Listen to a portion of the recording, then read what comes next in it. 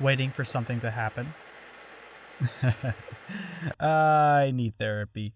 Omori is a delightful, albeit anxiety-inducing RPG that I came across not too long ago after familiarizing myself more with RPG Maker games, such as One Shot and Hylix. As someone who adores the zaniness of Earthbound and emotionally driven storytelling, this game had my name on it and I knew that I just had to play it. Fortunately for me, up until this review, I had very minimal knowledge of Omori, with only seeing artworks of the main cast and knowing that the game contained some heavy subject matter. But I went into this game blissfully blind, and I'm so glad I got to unravel the mystery of Omori unspoiled. For now, I'm keeping this video spoiler free, but I will be going in depth into the plot chapter later. And, judging from the length of this video, there's gonna be a lot to go over. So, sit back, relax, grab some popcorn with your friends, crack open a can of carbonated hell sludge as we break down and discuss what exactly is Omori.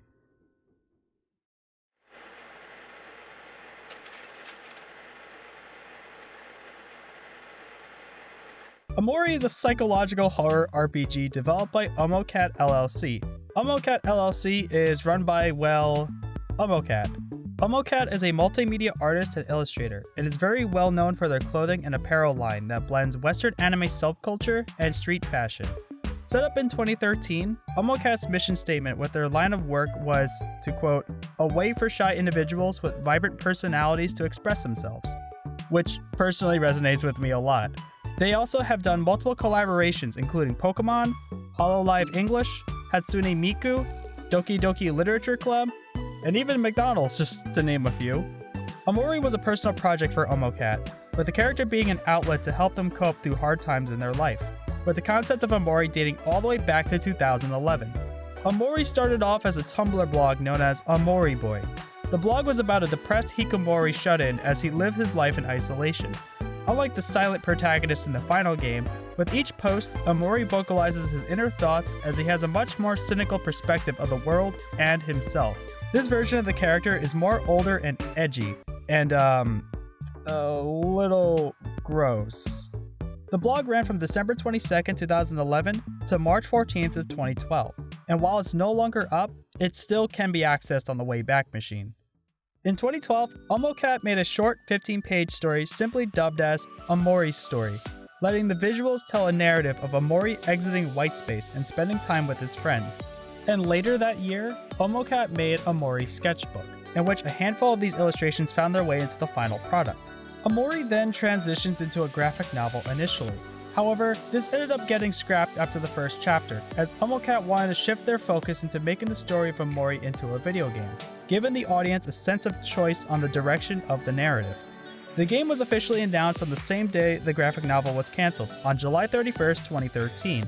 Almost a year later, Omori got its launch on Kickstarter on April 22nd, 2014, reaching past its funding goal of $22,000 in just 30 hours. The Kickstarter was featured on gaming blogs such as Joystick, Destructoid, and Kotaku, along with a handful of Japanese blogs, to 𝐇𝐀𝐋𝐅 and the team's surprise. By the end of the 45-day Kickstarter, Omori managed to make $203,300 amongst 5,910 backers, with the initial slated release date for early 2015. 𝐇𝐀𝐋𝐅 worked as the game director, illustrator, writer, programmer, animator, as well as the team and brand manager. With the funding the project received on Kickstarter, 𝐇𝐀𝐋𝐅 was able to hire additional members to assist with the programming, illustrations, pixel art, writing, editing, music, sounds, and game testing, with even more members being added as the production continued. As a fan of RPG Maker titles, 𝐇𝐀𝐋𝐅 specifically wanted to create Omori on the engine. Due to RPG Maker's DIY and user-friendly interface, 𝐇𝐀𝐋𝐅 wanted to support and promote the platform that inspired others to use the software for storytelling and game making. Omori started out on the RPG Maker VX Ace engine, but was shifted over to the then new RPG Maker MV a year later, and was ported during its development. Due to complications with RPG Maker's engine and the scope of the project, Omori got delayed to 2016. And then it got delayed to 2017. Then 2018. 2019. After all these years of development, by early 2020, the game was finally approaching the finish line. And, well... Due to the pandemic, production had to slow down considerably, giving the team a few months to finish ironing out everything possible. Because of the constant delays and the amount of work that went in, Omori's Kickstarter money was used up, and 𝐇𝐻𝐿 had to rely on their income made from their online store in order to keep the project afloat, just barely scraping by with the project's funds to reach the deadline. In 𝐇𝐻𝐿's words, it truly is a miracle that Omori exists. There were a few changes made to Omori since its original conception, such as changing the amount of alternate endings based on side quests to a more of a final decision. Originally, there was a female option for Omori, but because of the amount of cutscenes, this version of the character was scrapped, along with being able to change the names of the other main characters. The game was also planned to launch on the 3DS, but by the time Omori was approaching its release, the 3DS was discontinued in favor of a Switch port. While I've only named a few, there was a lot more content that was either changed, cut, or altered between during Omori's development cycle.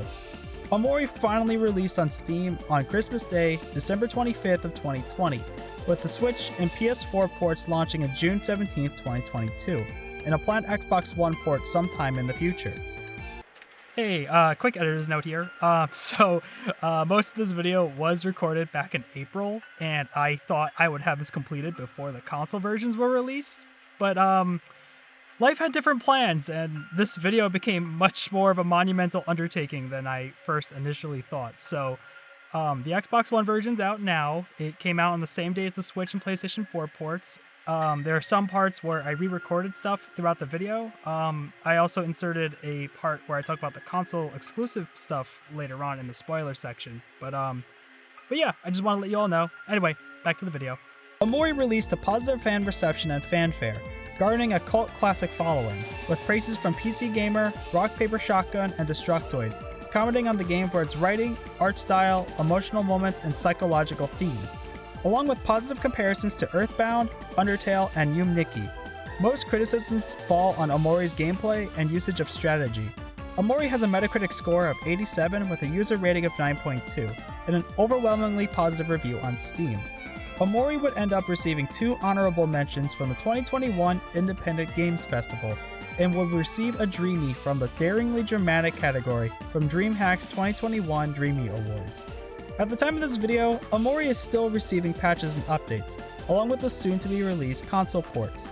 On December 16th of 2021, Omori finally got a Japanese translation, one of its original Kickstarter goals, and progress of a walkthrough and art book, one of the other stretch goals, is still being worked on to this day.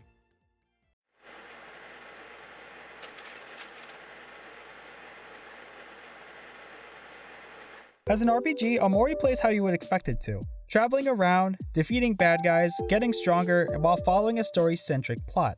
That said, Omori does a handful of things differently from the RPG formula. For starters, unlike most RPGs where you gain allies one by one to your party as you progress, in Omori, you start off with your full party, having Omori's friends Aubrey, Kel, and Hiro joining alongside him from the very beginning. I really love this decision of having all the characters from the get-go. It pre-establishes their friendships with one another, and it makes them feel like a genuine friend group on an adventure together. During your adventure, you travel across a variety of strange and wacky locations, and meet up with a handful of colorful and hilarious NPCs. I honestly adore the background characters so much, and I've bursted out laughing multiple times. There's a lot of solid humor and Easter eggs to be found in these conversations, enough so that I felt compelled to talk to every NPC I met during my playthrough. There's also a ton of side quests that you can go on by talking to other characters, noting the light bulb icon above their heads. You can also tag between the 4 characters to take the lead of the party. There aren't too many bonuses to this, but each character has their own unique abilities that are required at certain points in the game. Omori can slash vines and traffic cones. Aubrey can destroy rocks and heavy obstacles with her bat. Kel can throw rocks from higher ledges, often used to press a faraway button. And Hiro possesses the most unique skill of all, talking. There are a handful of simple puzzles that the player will encounter in the overworld, though most of these aren't really too challenging. You can also find a ton of items scattered around inside watermelons.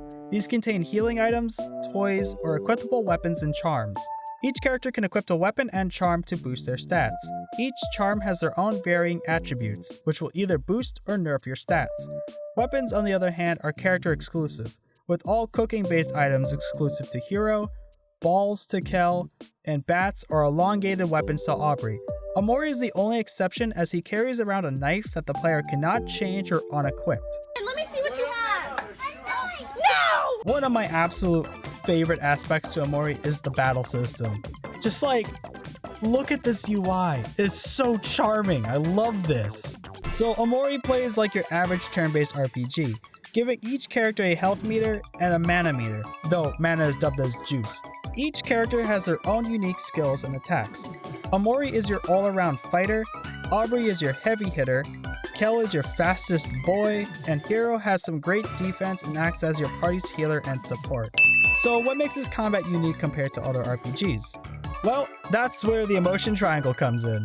So along with your usual attacks, you and your enemies have 3 emotions: happy, sad, and anger. Happiness boosts your speed and critical hit ratio, but at the cost of lower accuracy. It's also super effective against angry opponents, but weak against sad ones. Angry boosts your attack, but lowers your defense, and is strong against sad, but weak against happy. And sadness boosts your defense, but lowers speed. It also converts some of the damage you've taken from your juice meter instead of your health. Strong against happy, weak against anger. These emotions can be enhanced to a second stage to ecstatic, furious, and depressed if inflicted again. I didn't know this until after I finished the game, but Omori exclusively can also go into a third stage of emotions as well. I love how this mechanic not only works on a gameplay level, but the stat buffs and nerfs to each emotion makes perfect sense. From being happy and full of energy but clumsy, to lashing out in anger and being vulnerable, to being sad where you're reserved and down and don't want to do anything. There's also a fourth emotion, fear, which isn't too common, such as Hero being afraid of all spider-like enemies. Fear prevents the player from using character skills and follow-ups. Some character skills can also induce emotions onto themselves, your party, or your foes. Some skills are also more effective based on your or your enemy's emotional state. Aubrey's abilities tend to focus on her being happy or angry, and Omori specializes if he or his enemies are sad. Each character can only have 4 skills equipped at one time, so it's up to the player to figure out what strategy works best for them. You can also use food-based items to restore your party's health and juice meter, and toys can be used to attack an enemy, lower their stats, or induce emotions onto them or your party members. You might have noticed this bar on the bottom of the screen and the speech bubbles on the side of the character portraits, which leads to another unique feature on Omori's combat system, the energy bar. So after each character attacks, you're given a quick prompt to make a follow-up attack. If you have the energy, each follow-up requires 3 energy points to perform, and you gain 1 point for each time someone takes a hit. 𝐾𝐿's focuses on passing his ball to another character, combining their strengths and inflicting massive damage. Aubrey can look at one of the other characters, making her happy at Hero, angry at 𝐾𝐿, or striking again if she looks at Omori. Hero can call out the other characters to make them attack again while restoring some of their health and juice. Omori, on the other hand, doesn't focus on the other characters with his follow-ups, but instead he can either attack again at double damage or trip to attack and lower the foe's speed. Once the energy meter is capped at 10, Omori can perform a released energy attack where all the 4 friends team up and inflict massive damage on all the foes. I never got to use this much outside of boss battles, but I adore this little cutscene so much. It's really cute, and it puts a big old grin on my face every time I see it. All of these follow-up attacks have 3 levels that enhance their effectiveness as the player progresses throughout the game. Knowing when to use these follow-ups will also play into your strategy when encountering foes and bosses. I think the battles in Omori can be challenging, especially if you're under-leveled. If Omori is dealt a devastating blow, he'll succumb and remain at 1 HP until he is hit again. If he falls in battle, this will result in a game over, but thankfully you can resume right back at the start of the battle instead of a last save. I only got a game over once during my initial playthrough, but on multiple occasions I had to think critically on how to maneuver my way through a battle. During my playthrough, I had a few occasions where I had to grind in order to feel like I could take on stronger foes. As you progress throughout the game, enemies will start offering significantly more XP than before. Taking a few minutes to go on a slaughter show and bump up your character a few levels feels rewarding. though as with any RPG, this can feel tedious. I do think Omori is in that sweet spot level of difficulty, where I felt challenged at certain points in the game, and was able to knock down standard enemies fairly easily. But I didn't lazily breeze my way through this game, nor was I stuck at an impassable boss battle. Omori is also a pretty beefy RPG, and I spent about roughly 26 hours during my first playthrough, and 21 on my second. This is taken into account that I try to complete almost all the side quests and check out as much as I possibly could within the game. But after even looking it up, there was still a lot of content that I missed out on, so for you completionists out there, you are looking at an almost 70-hour experience.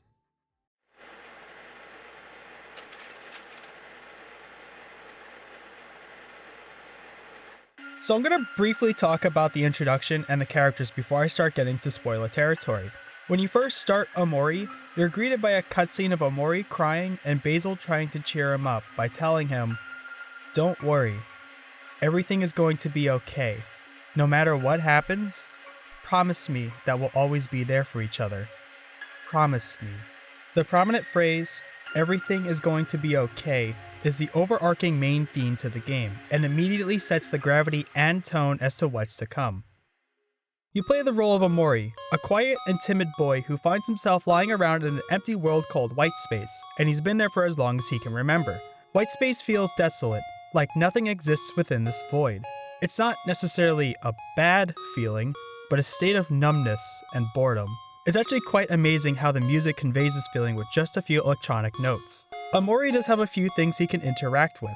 His cat Meow, a laptop where he logs on days he either spent within White Space or with his friends, a box of tissues to wipe away his sorrows, a dark light bulb, and a sketchbook containing a handful of There's also red hands that seem to bring him back to the center of the space.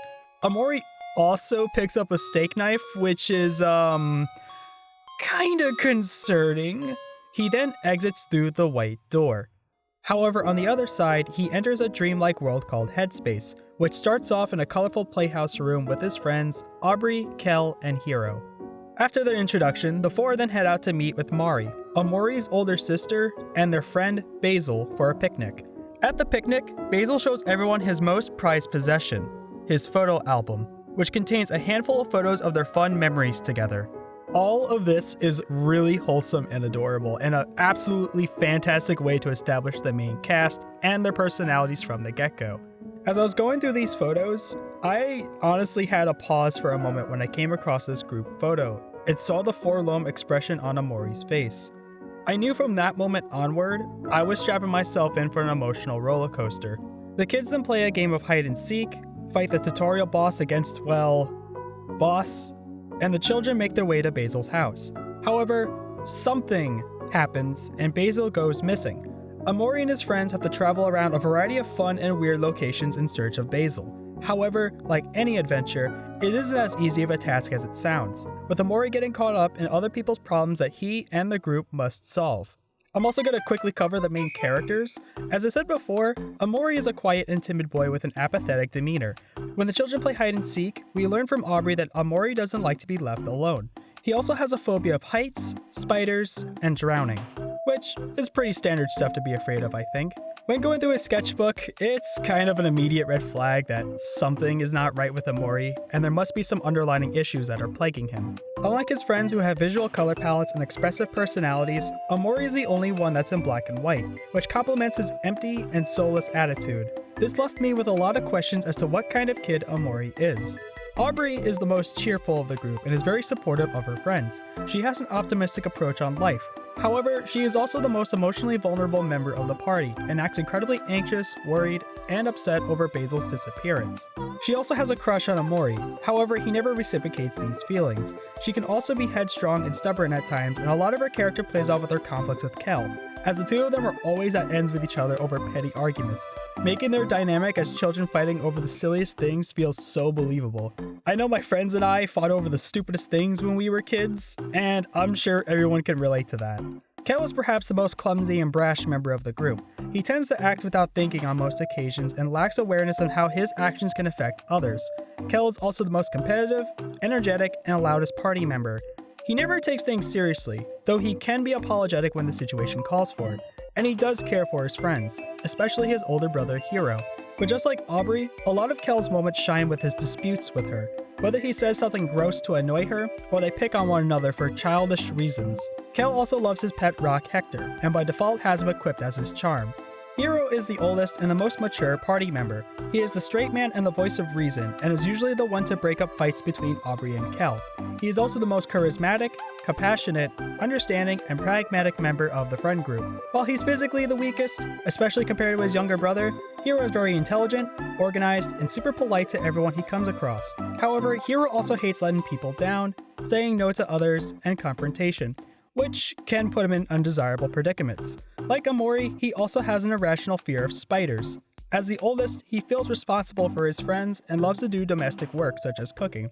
Hiro also dreams of being a chef one day.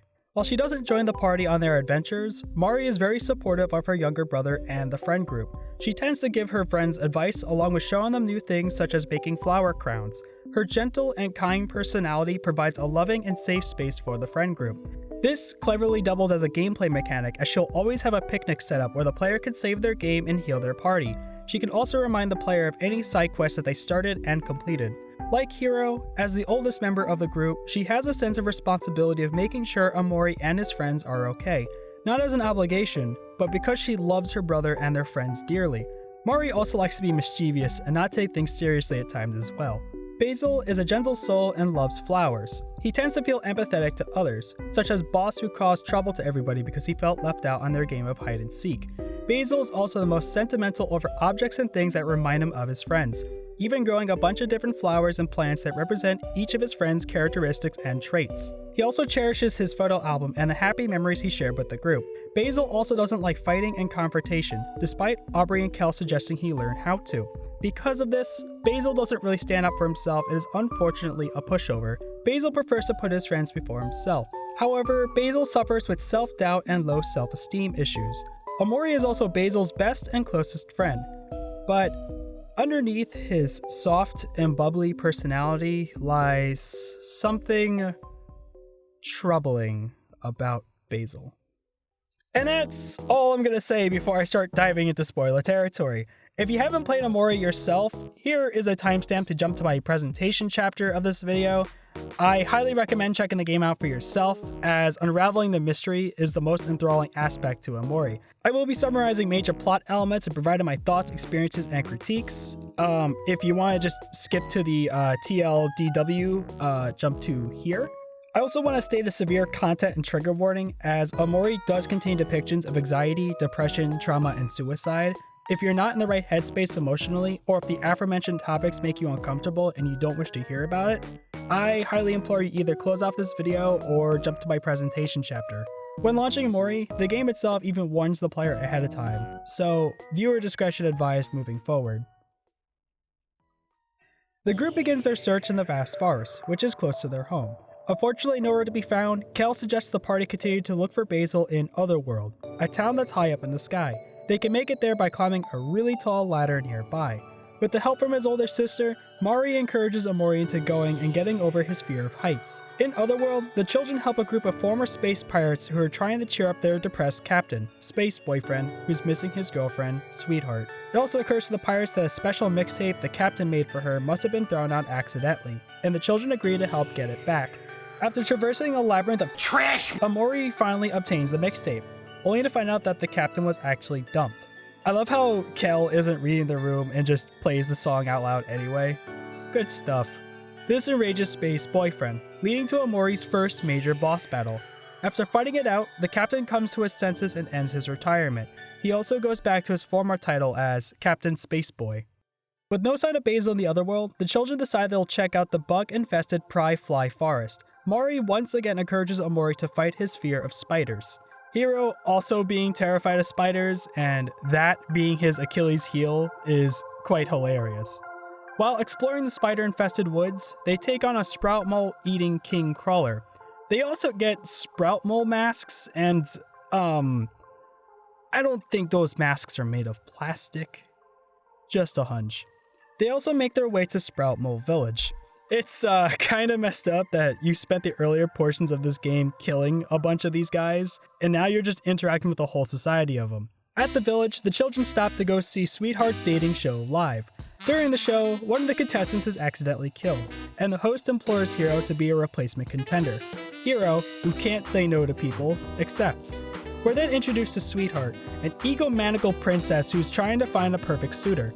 After immediately sending the first 2 contestants to her dungeon, she becomes infatuated with Hiro. Used to having things her way, she demands that Hiro marries her immediately. After getting encouragement from Aubrey, Hiro finally says no and rejects 𝐇𝐎𝐿's advances. This causes her to burst out in anger and sending him and the rest of the group into her dungeon. Fortunately, Sprout moles are dumb as rocks, so the group escapes with no issues whatsoever. The 4 traverse 𝐇𝐎𝐿's castle and solve a few puzzles, while in disguise with the, masks. Before they escape, Aubrey manages to stop 𝐇𝐎𝐿's wedding as she marries herself. I love how goofy the humor is in this game. I know I'm skimming the plot a lot, but there's just a lot of silly stuff like this that I absolutely adore. Aubrey and Hiro try to talk some sense into 𝐇𝐎𝐿, but this falls on deaf ears. She then tries to mercy kill the children herself, as she's convinced they're jealous of her beauty and cannot stand to be in her presence. After fighting with the self-centered princess, Captain Spaceboy crashes the wedding and asks to marry her on the spot. I love how her attitude goes from hostile towards him and then just does a complete 180 and adores him. It really fits the unpredictability of her character so well. Though, we all know that this rushed marriage will not last. Omori then becomes separated from his friends, but is able to find Mari by the docks. Mari believes that all of their friends must have gone to the other side of the ocean. She not only helps Omori get over his fear of swimming and drowning, but tags alongside him for a bit, as she knows that he doesn't like to be left alone. Through her help, Omori is able to make it across the ocean and searches the Last Resort, an underwater casino where all of his friends have signed contracts and taken on jobs. 𝐾𝐿 ends up quitting the very moment Omori arrives, and 𝐾𝐿 ends up getting Aubrey fired. Due to their jobs, the 2 of them have completely forgotten about Basil. Jossum, their boss, agrees to let Aubrey and 𝐾𝐿 go. However, he refuses to let Hiro go as he is the ideal employee for the casino and has made him a lot of money. Also, I love how Jossum's name is not only just a pun, but also from the esoteric corners of my mind palace, I'm once again reminded about Street Shark's existence. Hiro, like Aubrey and 𝐾𝐿, has been so caught up with work that he's completely forgotten about Basil too. This leads to a fight against the big boss for Hiro's freedom. The kids then make their way to Deepwell, and they run into 𝐇𝐎𝐿 again. And, to no one's surprise, she's already divorced Captain Spaceboy. 𝐇𝐎𝐿, with her money and power, plans to create a perfect match for her with the help of scientific sea witches. The group dives deeper into the ocean, and their memory of Basil starts to dwindle. Not even remembering what he looked like and only recalling surface level facts about him. I plan to talk more about Deeper Well later, but the group makes their way to Humphrey, a whale in which 𝐇𝐎𝐿 has gone inside of. Inside Humphrey, the player has to solve numerous puzzles in order to open the lower level. Each time the player solves a branch within Humphrey, we get to see each of the Slime Girl sisters make a failed clone of 𝐇𝐎𝐿, or a perfect replication that doesn't live up to her impossible standards. After the 3rd attempt, 𝐇𝐎𝐿 tries to bail without paying, pinning her bill of 1,000,000 clams onto Omori and his friends.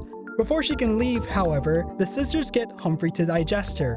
And well, actually scratch that. And well, that's the end of 𝐇𝐎𝐿. She is now whale poop.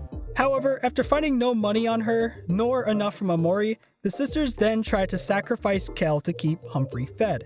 After fighting the sisters, Humphrey then consumes them too, but his hunger isn't quenched.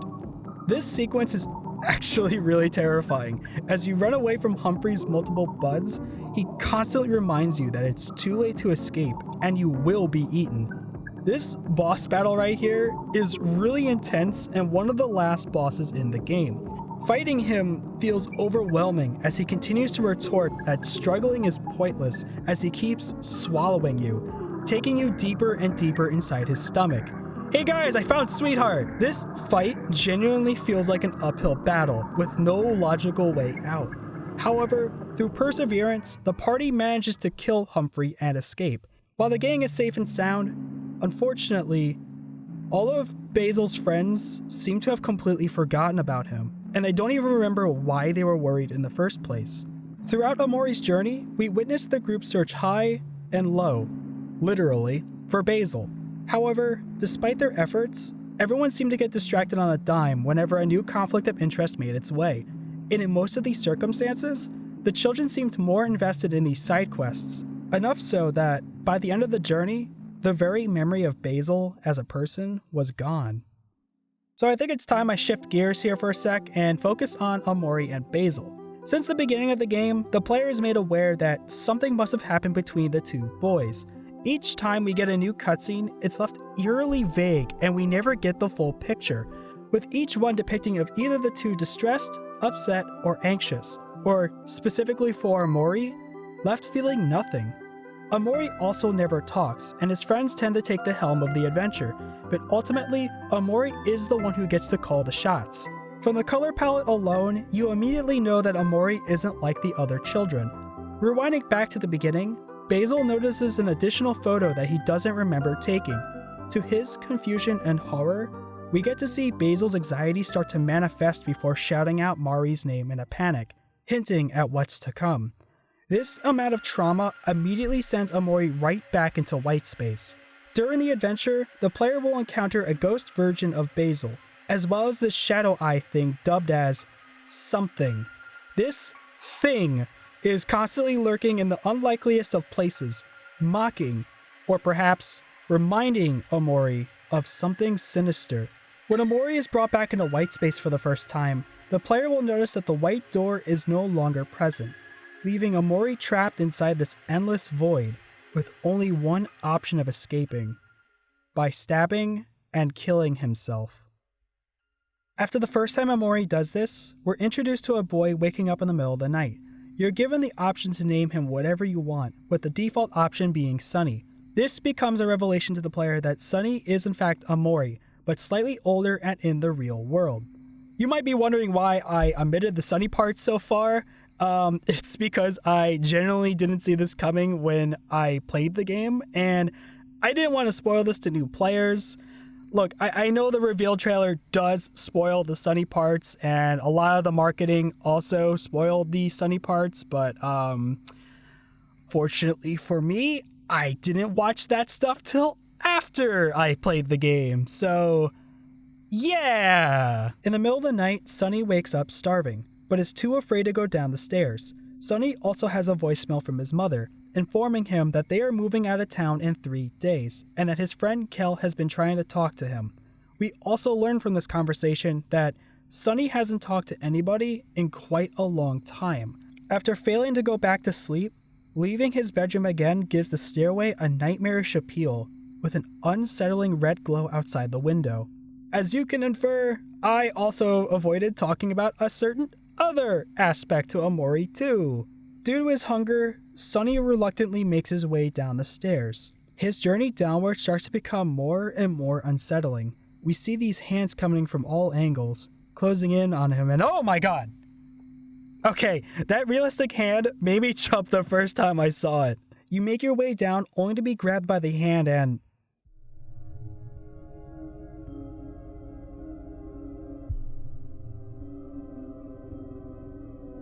Jesus, what the hell is that thing? You can't run from it, and you can't fight it.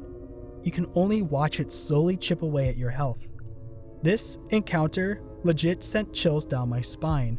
Just listen to that ambiance. God, this is so creepy. Eventually, Sunny hears a voice that tells him he needs to calm down. Doing so brings Sunny back into reality as the monster disappears. Sunny eats a steak, gets nauseous, and throws up. Fortunately, Mari returns home but forgot her keys and is stuck outside. It's comforting to know that Mari is here. It'll make the house feel less low. Sunny goes back to bed. Sunny has to endure 3 separate forms of something. On the second night, Sunny's house is filled with spiders.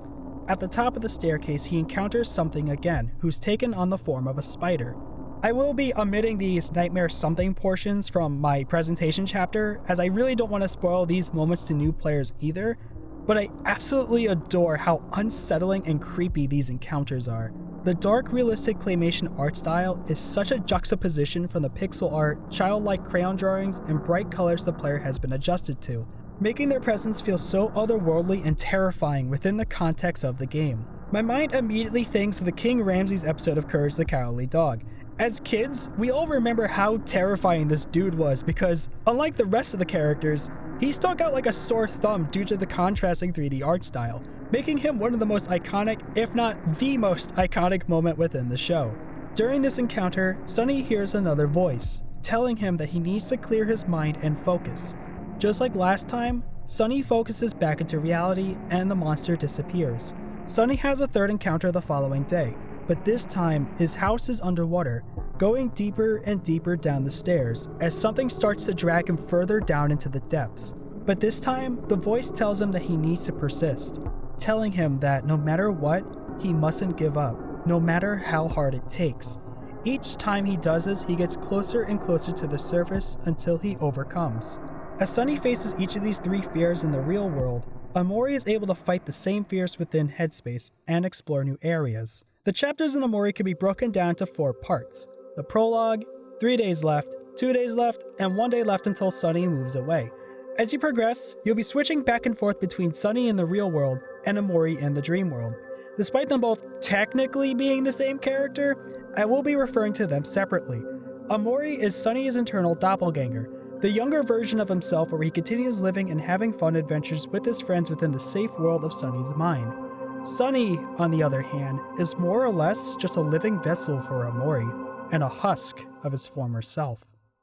At the start of 3 days left is where the game truly begins, as you can now finally play blackjack on Sunny's computer, and that's it! That's the game! There's a reason why this game is so beloved by many. Kel knocks on Sunny's door, and to his surprise, Sunny actually answers.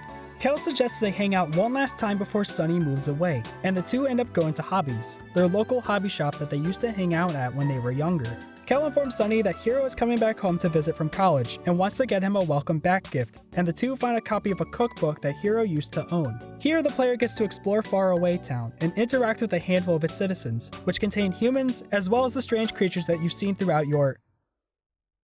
Actually, never mind. This subtle and powerful fadeaway is Sunny stepping out of his own bubble, acknowledging and confronting reality, a reality in which he's escaped from for so long. Just like Headspace, the NPC residents in this town are just silly and fun to talk to, providing Sunny with a handful of side quests, such as killing flies in the grocery store or picking up trash. I also owe all of my math teachers an apology because, after all of this time, I finally found a use for my algebra knowledge. I didn't think Omori would be the place to use it, but here we are.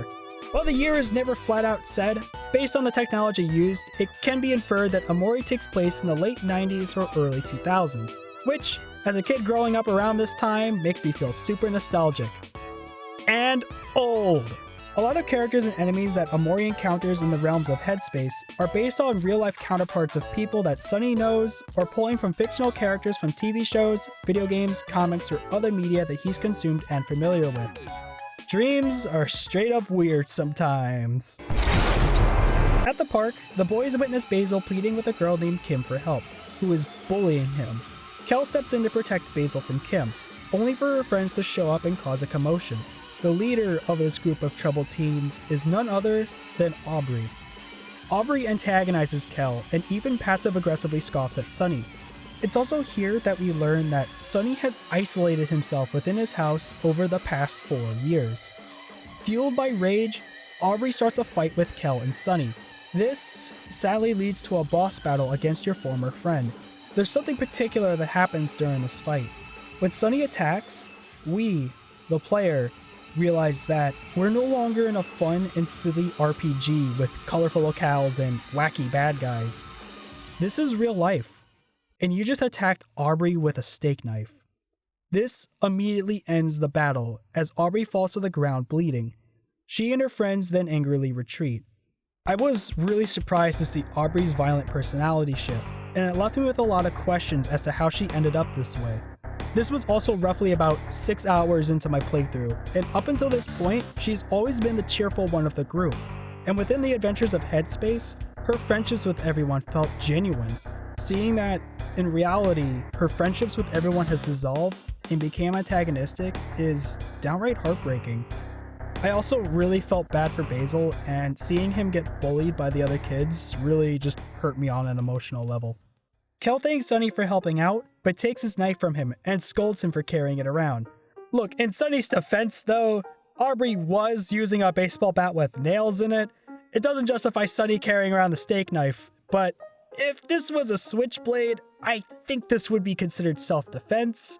Plus, the boy has been inside his head for too long, and he is still adjusting to reality. My life is a lie! My life is a lie! Somebody's gotta get stabbed! Somebody's gotta get stabbed! Kel mentions how much Aubrey has changed since Sunny last saw her. A change, unfortunately, for the worst. The two talk to Basil. Unlike his soft and cheery demeanor we witnessed at the beginning of the game, Basil has also changed. He's a lot more avoidant, quiet, and depressed.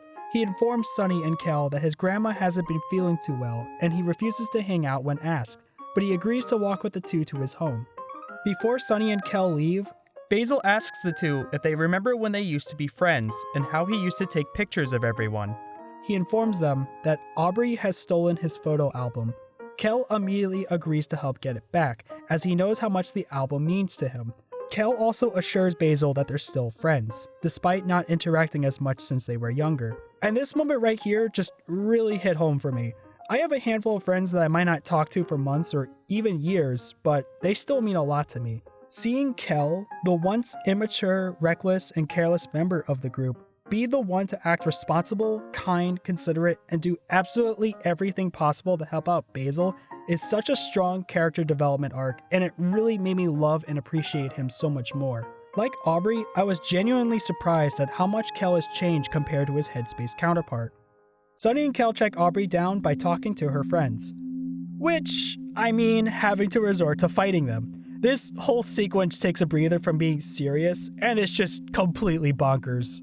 Much to Kel's surprise that Aubrey is at the town's church, as she isn't the religious type. This leads to another confrontation with her, and also the biggest bombshell Omori gives the player: the death of Mari. This moment right here is a crucial puzzle piece to understand what must have happened. Mari's death left an impact on all of her friends, and everyone coped with her passing differently. Sunny isolated himself within his home, refusing to ever go outside. Kel processed her death way too quickly and moved on to sports, as a means of distracting himself from his feelings. Basil, like Sunny, seemed to isolate himself, but still engages with society, albeit alone. And because all of her friends left to go do different things, Aubrey was left alone. Her friends weren't there for her when she needed them the most, and feels immensely hurt by this. However, her life moved on. She made new friends, and fell in with a bad crowd. After her second boss battle, you can also overhear one of the churchgoers mention about her dad leaving her, which would further amplify her abandonment issues and destructive adolescent behavior. Also, from observing her house, it also confirms that she comes from a broken home. Going to church once a week is the only amount of peace she gets in life. She refuses to accept Kel's apology for not being there for her, and after making a scene, she storms out of the church. Despite being angry with her, Kel also empathizes with Aubrey, and he feels sorry for her. There's an optional conversation with Kel in the cemetery. At Mari's grave, Kel recounts to Sunny on how Hiro handled her death. As for a whole year, Hiro fell into a deep depression and essentially gave up on everything. Kel mentions how his parents didn't know what to do, despite trying to help him to no avail, which feels way too real and believable. Navigating through severe depression is immensely difficult, and trying to support someone going through it can also be mentally and emotionally taxing. A lot of people don't know what to do or say to someone who feels lost. I've personally been in this position numerous of times, and it hurts to see a loved one suffer and wishing that you could find the right words to help them through their troubles. On one night, Kel tells Hiro that they all worry about him and they want him to get better, and how Mari wouldn't want him to be trapped in his depressed state. Kel does this with good intentions and tries to help his brother. However, this backfires as Hiro snaps at Kel and starts to yell and insult him, crying in the process. Kel tried his best to calm him down, but unfortunately escalated the situation further. This made me empathize so much with Kel, as I've had this exact thing happen to me before. Kel mentions that he's never seen Hiro act like this, and he started crying too. The parents came into the room and hugged to calm Hiro down. This traumatizing experience made Hiro come to his senses and went to comfort and apologize profusely to 𝐾𝐿. This was the turning point for Hiro to get his life back on track, and he started focusing his time in school again. 𝐾𝐿 also thinks Hiro blames himself for Mari's death and is more closed off than how he used to be. Hiro also hasn't brought himself to visit her grave since her passing. The boys witness Aubrey throwing away the photo album, and they take it from the trash. Back at Basil's house, we're introduced to Polly, Basil's caretaker, who is there since his parents work out of the country. She suggests the boys stay for dinner, and the three go through the photo album, much to Basil's discomfort. Here, we get to go over the same photos we saw at the beginning of the game, but this time with their real-life counterparts, plus a few additional memories we didn't get to see before. A Christmas photo of Sunny playing the violin, Basil's birthday, a rainy day, a trip to the beach, Sunny's birthday, and their first day of school. However, a lot of photos seem to be missing from the album. In Basil's grandmother's room, you can find a white egret orchid, which symbolizes the phrase, "My thoughts will follow you into your dreams." At the cemetery, you can find the same flower by Mari's grave, implying that Basil visits there often. Basil then tries to speak to Sunny, who doesn't respond back. He tells Sunny that it's good to see him again and gives him his photo album to keep. He vents to Sunny on how his photos captured what he was afraid to lose, his friends, and hopes that maybe one day things will go back to the way they once were. At the dinner table, Basil indirectly learns about Sunny moving away soon. Much to his dismay, he tries to mask his anxiety by excusing himself from the table. When you check on Basil in the bathroom, you can find him chanting to himself, "Everything is going to be okay," trying his absolute best to calm himself down. As someone who's personally endured a few emotional breakdowns in front of a bathroom mirror before, this scene seriously gut-punched me. We see Basil and Sunny's anxiety start to manifest as both of their somethings form within the bathroom. Talking to Basil prompts with two separate responses that cycle over. "Sunny, everything's okay now, isn't it?" And "Sunny, why do you look so scared?" Basil's emotional state is about to collapse in on himself as he pleads with Sunny not to leave him again. When you take into account the beginning of the game, Basil asks Sunny to promise him that they'll always be there for each other no matter what, only for Sunny to break that promise and isolate himself. Because of Sunny's absence, it has taken a serious mental and emotional toll on Basil. In his most fragile state, begging Sunny to stay, Basil breaks down sobbing, and Sunny can't mentally handle it, and he just leaves and heads home. I feel awful inside. 𝐾𝐿 walks Sunny home and says he'll hang out with him more tomorrow. 3 days left concludes with Sunny encountering his fear of spiders. I left this out earlier, but when Sunny approaches something at the top of the staircase, it briefly turns into Mari, and during the encounters with each of these monsters, Mari is the one who is guiding Sunny to overcome these fears. Whether it's her actual spirit or what Sunny would infer her to say is entirely up to the player's interpretation. I was honestly 1,000 times more invested in the real-life segments of the plot that I almost didn't want to go back to sleep. Navigating Sweetheart's castle in Headspace was honestly the lowest point in the whole game for me. Not that this chapter wasn't fun, but it was just so hard to top this moment, and I felt like this was a distraction from the overarching story. 2 days left begins as 𝐾𝐿 is tasked with getting a few things for Hiro's return later that day. At Gino's Pizzeria, the player overhears Aubrey and her friends talking about hanging out at their secret hangout spot. While there, 𝐾𝐿 orders a Hiro sandwich, which is his brother's favorite, and incidentally, why he's nicknamed Hiro. There's an optional conversation with Basil at the park, as he's trying to pretend his outburst with Sunny yesterday didn't happen, even freaking out for a second when he thinks 𝐾𝐿 is aware of what actually happened. He once again declines hanging out, but suggests maybe tomorrow. The two end up going to 𝐾𝐿's house as he shows Sunny his room. I love how from the room environment alone, it tells you how much 𝐾𝐿 and Hiro contrast from one another. Polly shows up and asks the boys if they've seen Basil, as she's worried about him, and the two go search for him. Behind the park lies Aubrey and her friend's secret hangout spot, a place where the friend group used to hang out at when they were younger. Basil is being picked on by Aubrey's gang, forcing him to leave as they've taken the place over. 𝐾𝐿 once again steps in to stop her. Also, side note, Omori doesn't really use strong language in its dialogue. For the most part, it's pretty mild, with only a few damns or hells here and there. I actually found it a tad jarring that Kim straight up calls 𝐾𝐿 a self-righteous prick. This is also used earlier in the game after looking back at my footage, but I still found it hilarious nevertheless. This leads to a boss battle against Aubrey and her friends. I also love that this group is called the Hooligans. It's just such a goofy word choice, and it's once again one of those minor details in Omori that puts a stupid smile on my face. You are most likely going to fail this fight. It is possible to win since there is a Steam achievement for doing so, but I got absolutely bodied during this fight. Regardless of the outcome, Aubrey tells Kel to leave their secret hangout spot, and Kel tries to talk some sense into her and how deep down their friendship is still important to them, with the fact that they're at their old hangout spot being the evidence for it. Aubrey's friends end up leaving, causing her to snap out in anger at everyone and asks where they all were when Mari died. She's especially more hostile towards Basil, calling him the worst of them all, though unspecific as to why she feels this way towards him. Basil tries to apologize, but Aubrey accidentally shoves him into the lake. Kel scolds her for this and asks Sunny to jump in the lake to help Basil. When interacting with the lake, you're given the prompt, "Do you want to save Basil?" As the screen gets darker, this leads to Sunny's encounter with his fear of drowning. On the staircase, he follows Mari's ghost as he goes deeper and deeper below. During this fight, Mari reminds Sunny that he must persist and survive. Even in death, Mari is still looking out for her brother, guiding and protecting him. Sunny wakes back up to find that Hiro has returned, and he is the one to rescue him and Basil. I know that we got to hear Kel talk about Hiro turning his life around earlier, but it was still genuinely relieving to see that he is still the same lovable and responsible older brother figure of the group. Basil is out conscious and he needs to be brought back home. Aubrey tries to apologize, but is immediately dismissed by Kel. The boys bring Basil home, and Hiro gets the chance to catch up with Kel and Sunny.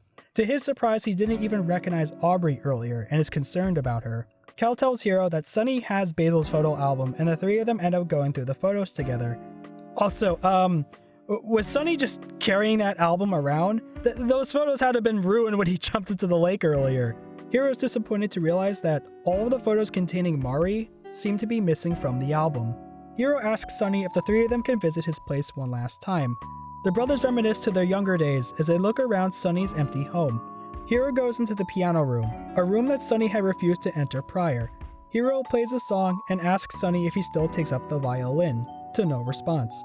He also brings up that Sunny and Mari used to play a song together all the time and he would often hear it next door. Should the player interact with the piano, they'll discover that the word Omori is written across the center, hinting that Mari's piano must have had some significance on Sunny. Enough so to give his alter ego the name Omori. Kel suggests that the three have a sleepover and he makes a blanket fort in Sunny's bedroom. Kel and Sunny give Hiro his gift, and Hiro recounts on how much he wanted to be a chef when he was younger, but he doesn't have the time for it anymore, implying that his dream to become a chef had died with Mari. After Kel falls asleep, Hiro apologizes to Sunny for not being there for him after his sister's death. He also notes on how much everything has changed since then, but Sunny still seems to remain the same. Foreshadowing! The boys then all fall asleep. Mari played a significant role in Sunny's life, as well as the rest of the friend group. She has always been a loving and supportive older sister to him, even when he was a baby. The two would never get into arguments, and she was always there for him, never letting him feel alone. Her unfortunate death has caused Sunny an immense amount of grief and a dysfunctional way of processing it, imagining that she's still around to encourage him to fight his fears in the real world, pretending that he never lost her within headspace, forever always there for the adventure, safe and sound and setting up picnics for him and his friends, refusing to acknowledge the true reality of her death. When exploring the underground library and during the nightmare something encounters, her ghost can be seen, a grim reminder to Sunny that Mari is truly gone. A reminder that he would rather block out and forget.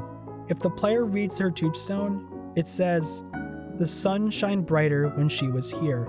This message really sums up her character. When she passed, it caused all of her friends to not only drift apart, but endure separate hardships. Mari was the glue keeping the friend group together.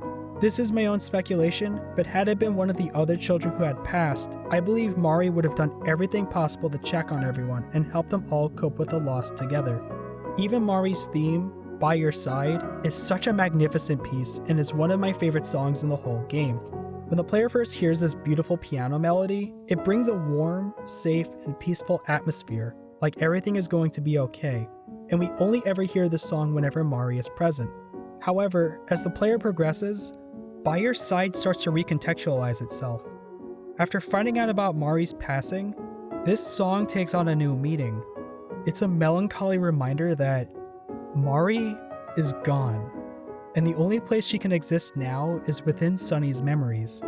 If you listen very closely, there's a violin counter melody, which would be Sunny playing alongside his sister.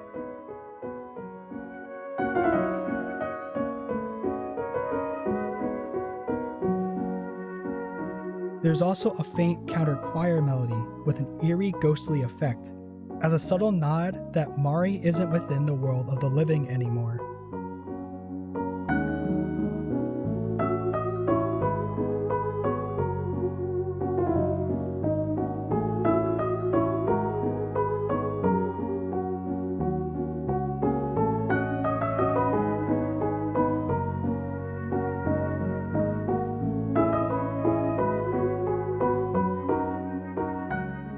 Legit, when I heard her song played again at the bottom of Sweetheart's dungeon, I just started getting choked up. It hit me so suddenly.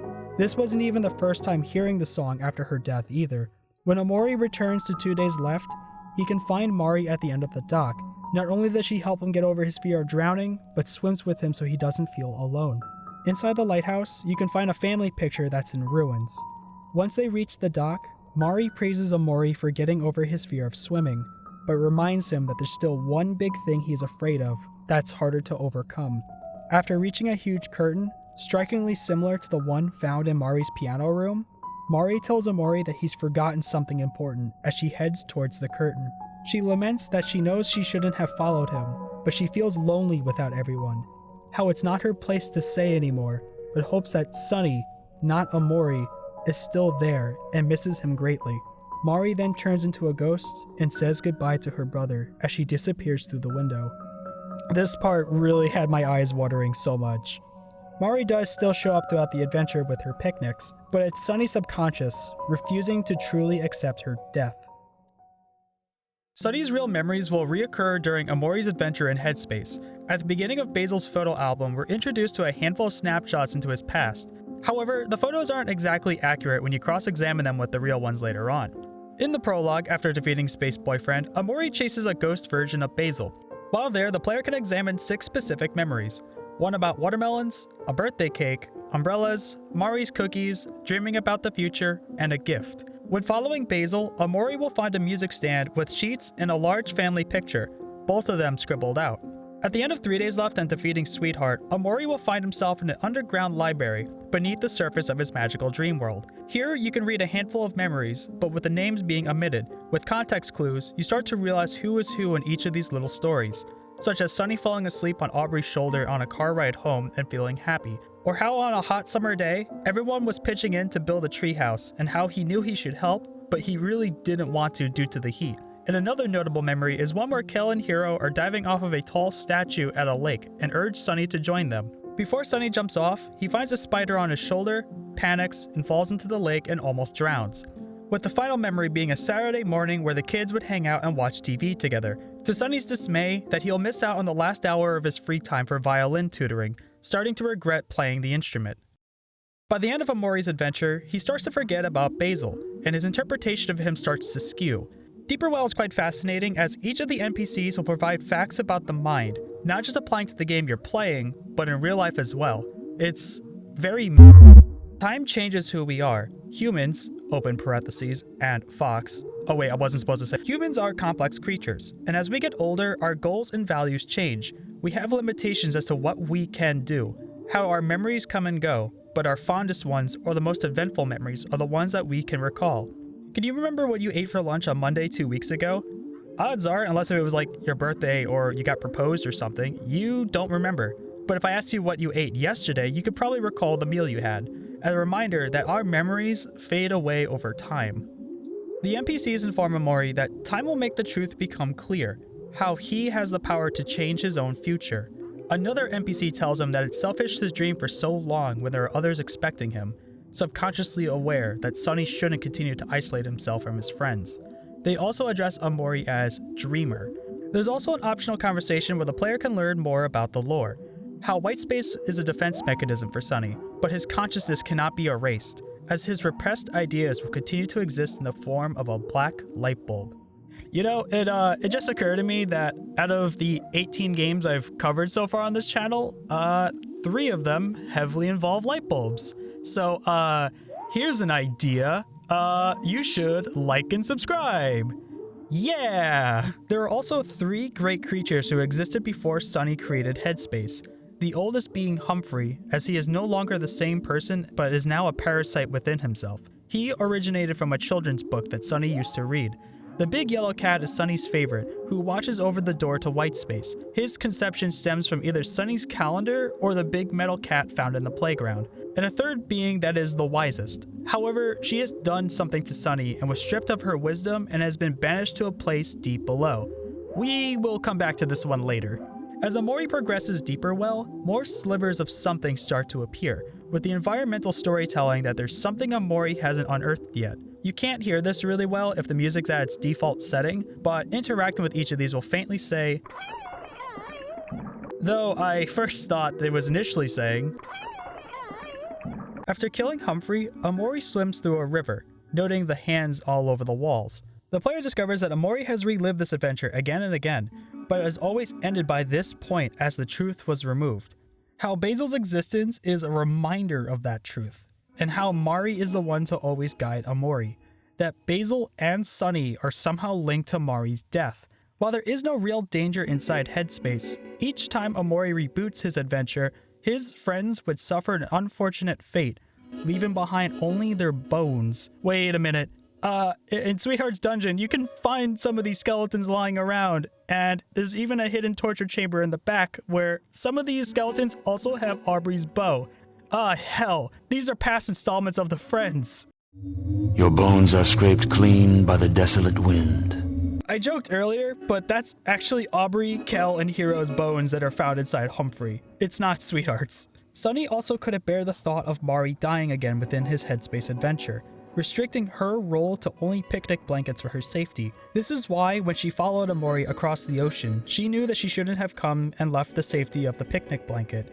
This voice tells Omori that the truth is close to his most precious room, this being white space, and asks if he'll bury the truth again and continue to live inside his fantasy world, or confront the painful truth. At the end, Omori finds the same window that Mari went through, and tells him that he needs to find the keys to access another realm, that the journey that he must go through will lead to suffering, and that he cannot continue until he endures it, asking him if he will be doomed to repeat the cycle over and over like he has done for the past 4 years, or finally break it once and for all, taking on the form of something and telling him to retrieve all of the missing keys.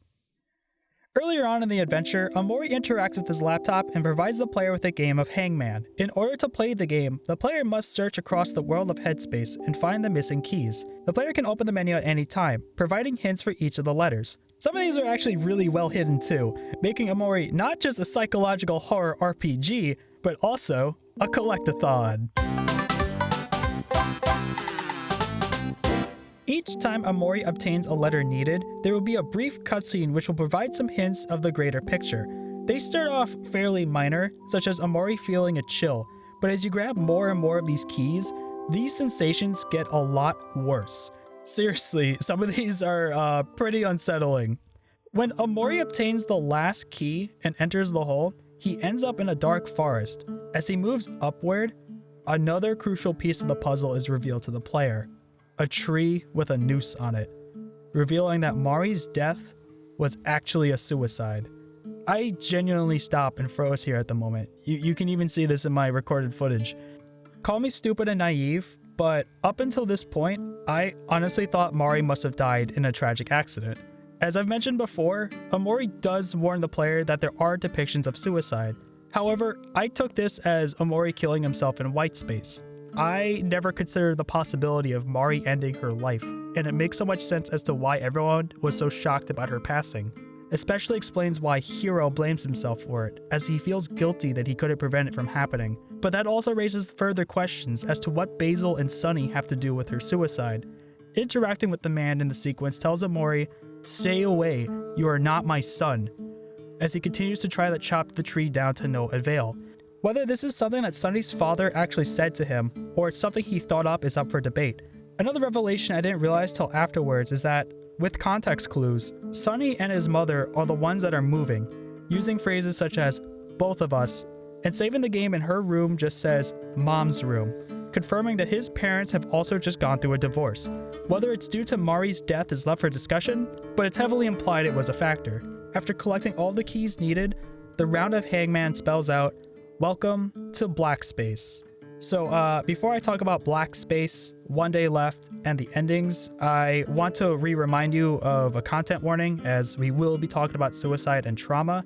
In case you've been podcasting this video or left for a moment and missed the warning I made earlier, if this is something you're uncomfortable hearing, please jump to the presentation chapter with the timestamp shown here.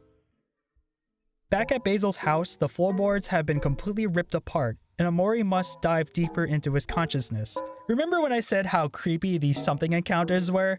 Oh, this right here? Oh, no, this was just the Super Weenie Hut Juniors compared to the nightmares and hell on earth we're about to unfold. Welcome to Black Space! Unlike White Space, where it's Sunny's subconscious state where he'd rather reside as his doppelganger, feeling and thinking nothing as a means to not endure suffering, Black Space is where all of Sunny's repressed thoughts and memories reside. Here, Omori can enter a variety of doors, each taking him to various and disturbing corners of his mind. The art direction takes a page out of Human Nikki with its distorted and warped backgrounds and having fully drawn artworks and imagery scattered across the rooms. Omori encounters a more nightmarish version of Basil, but this time he is dubbed as the Stranger. I think this would creep me out more if my mind didn't immediately think of that 1 hour of silence occasionally broken up by Mario Vine Boom meme. You know the one. He tells Omori that the room is full of broken things, but here he can see Omori, and by extension Sunny, for what he truly is, using headspace as a way of covering himself from the harsh truth. Earlier I mentioned that Omori going on adventures and dealing with Space Boyfriend, Sweetheart, Jossum, and Humphrey felt like overall distractions from the main story, and then you realize that these distractions were done intentionally. Sunny would rather imagine up these fun and made-up childlike stories than acknowledge and face his reality. The Stranger tells Omori that he must find the truth for both of them, that when he sealed the truth away, a part of Basil was lost, and he's been waiting for Sunny to save him this whole time. On the day that Sunny became nothing, Basil was mentally split in half, and all of their friends have suffered greatly because of them. How things can never go back to the way they once were, but asks if there's still a chance of hope for the both of them. If the player observes Omori's sketchbook again, it's the same drawings as we saw in White Space, but with even more disturbing details added on top. Each of the 19 rooms leaves a lot of interpretation to the player, and I thought for fun, I'm going to provide my thoughts for each of these rooms. In the first room, there's a variety of something eyes. Interacting with them says, so much pain. You can also find a dead whale, a chopped up body, some crow-like things, Omori with a melted face, and a hyper-realistic version of Mari's face. Walking across also slows Omori down. You can find the key by the drawing of the window that resembles the one that is found in Mari's piano room. This room represents Mari's death and the emotional pain that she and Sunny must have endured. The second room is full of objects that remind Omori of his home. A picture frame, a bathtub, Mari in her bed, and, for some reason, Matryoshka dolls of Omori. Interacting with each of them says, "You're far away from home." There's also a rain cloud that tells Omori to chase him. This does absolutely nothing. This room also has brightly colored tiles that spell out disco. A reminder that Sunny's actual house doesn't feel like a home anymore since Mari is gone, and that he would rather have fun and distract himself inside his own head as Omori. And remember, you can't spell disconnecting from reality without disco. The third room is an endless black void. Talking to the scribbles tells Omori that the hands know the way, and also telling him that if he is lost, he should go to somewhere that is safe and full of good memories, implying Omori should continue to take control of Sunny's mind and stay within headspace instead of facing his problems. The fourth room contains a neighborhood of charcoal-colored houses, containing sketches of quadruped animals and ghost versions of various people, presumably Sunny's neighbors. The life that occurs outside the walls of Sunny's house, which he's isolated himself from for so long. The very thought of going outside being a terrifying one. The fifth room is a dark forest, with every few seconds prompts the player with the phrase, "liar." There are also figures that represent Mari. Interacting with them makes horrified and muffled sounds. One of them sounds like it's straight up saying, and another one crying. Progressing further, the liar messages start to become more aggressive as the floor tiles start to disappear below Omori. Something can be found on a stump and follows Omori. Every few seconds, something will say, "Sunny, I love you." Below the tiles within the background, you can see distorted pictures of Mari. Something being found on the stump is presumably the tree where Mari hung herself. This room represents Sunny's feelings towards himself over Mari's death. The sixth room contains the butler cat found in Omori's sketchbook and Meow strapped to an operation table. The player has the option if they want to cut Meow open and are asked several times. Each time, Meow becomes more and more frightened when asked, until Omori finally cuts her open. This raises further questions as we never get a definitive answer as to what happened to Mari's cat. However, I also interpret this as Omori striking fear into Sunny, as he does harm onto him. Unlike the other rooms that took you back by interacting with the red hands, something that Omori has control over, Omori can only escape this room by stabbing himself. The seventh room contains Basil and a bunch of watermelons. Basil talks about how much he misses his flowers back home. He also reminisces of a summer that they all spent on the beach eating watermelons together. The two enter a black void, bursting open watermelons until... oh god. Smashing watermelons and eventually Basil is Omori's way of removing and squashing Basil from his mind. The eighth room is a bright and desolate beach, referring back to a better and happier time in Sunny's life. There are also photos scattered across the beach. Interacting with them scribbles them out, hinting that there's a certain memory that Sunny is trying to repress. This is also the last mandatory room that the player has to enter before continuing the story. The ninth room is a room full of spiders. Omori cuts Basil down from a web and he thanks Omori for saving him. As the two advance, more and more spiders will appear on Basil. Basil starts off calm and denying the problem, only to get progressively more anxious until the spiders end up eating him alive. The music is quickly played notes, further adding anxiety to this room. A dead mother spider can be found, and her offspring mourn for their loss. Not only is this room played off of Sunny's fear of spiders, but his anxiety when being around Basil, and Basil denying a painful truth, only for that problem to continue to snowball and become much worse for him. The 10th room is an outdoor wasteland in rainy weather. Omori can find the stranger, and he tells him that he misses Sunny, and how he could always count on him. How Sunny would always listen to Basil's problems and dreams, hoping that he can reach out to him. A disturbing Mari with her brain out can also be found as she tells Omori to expand his mind.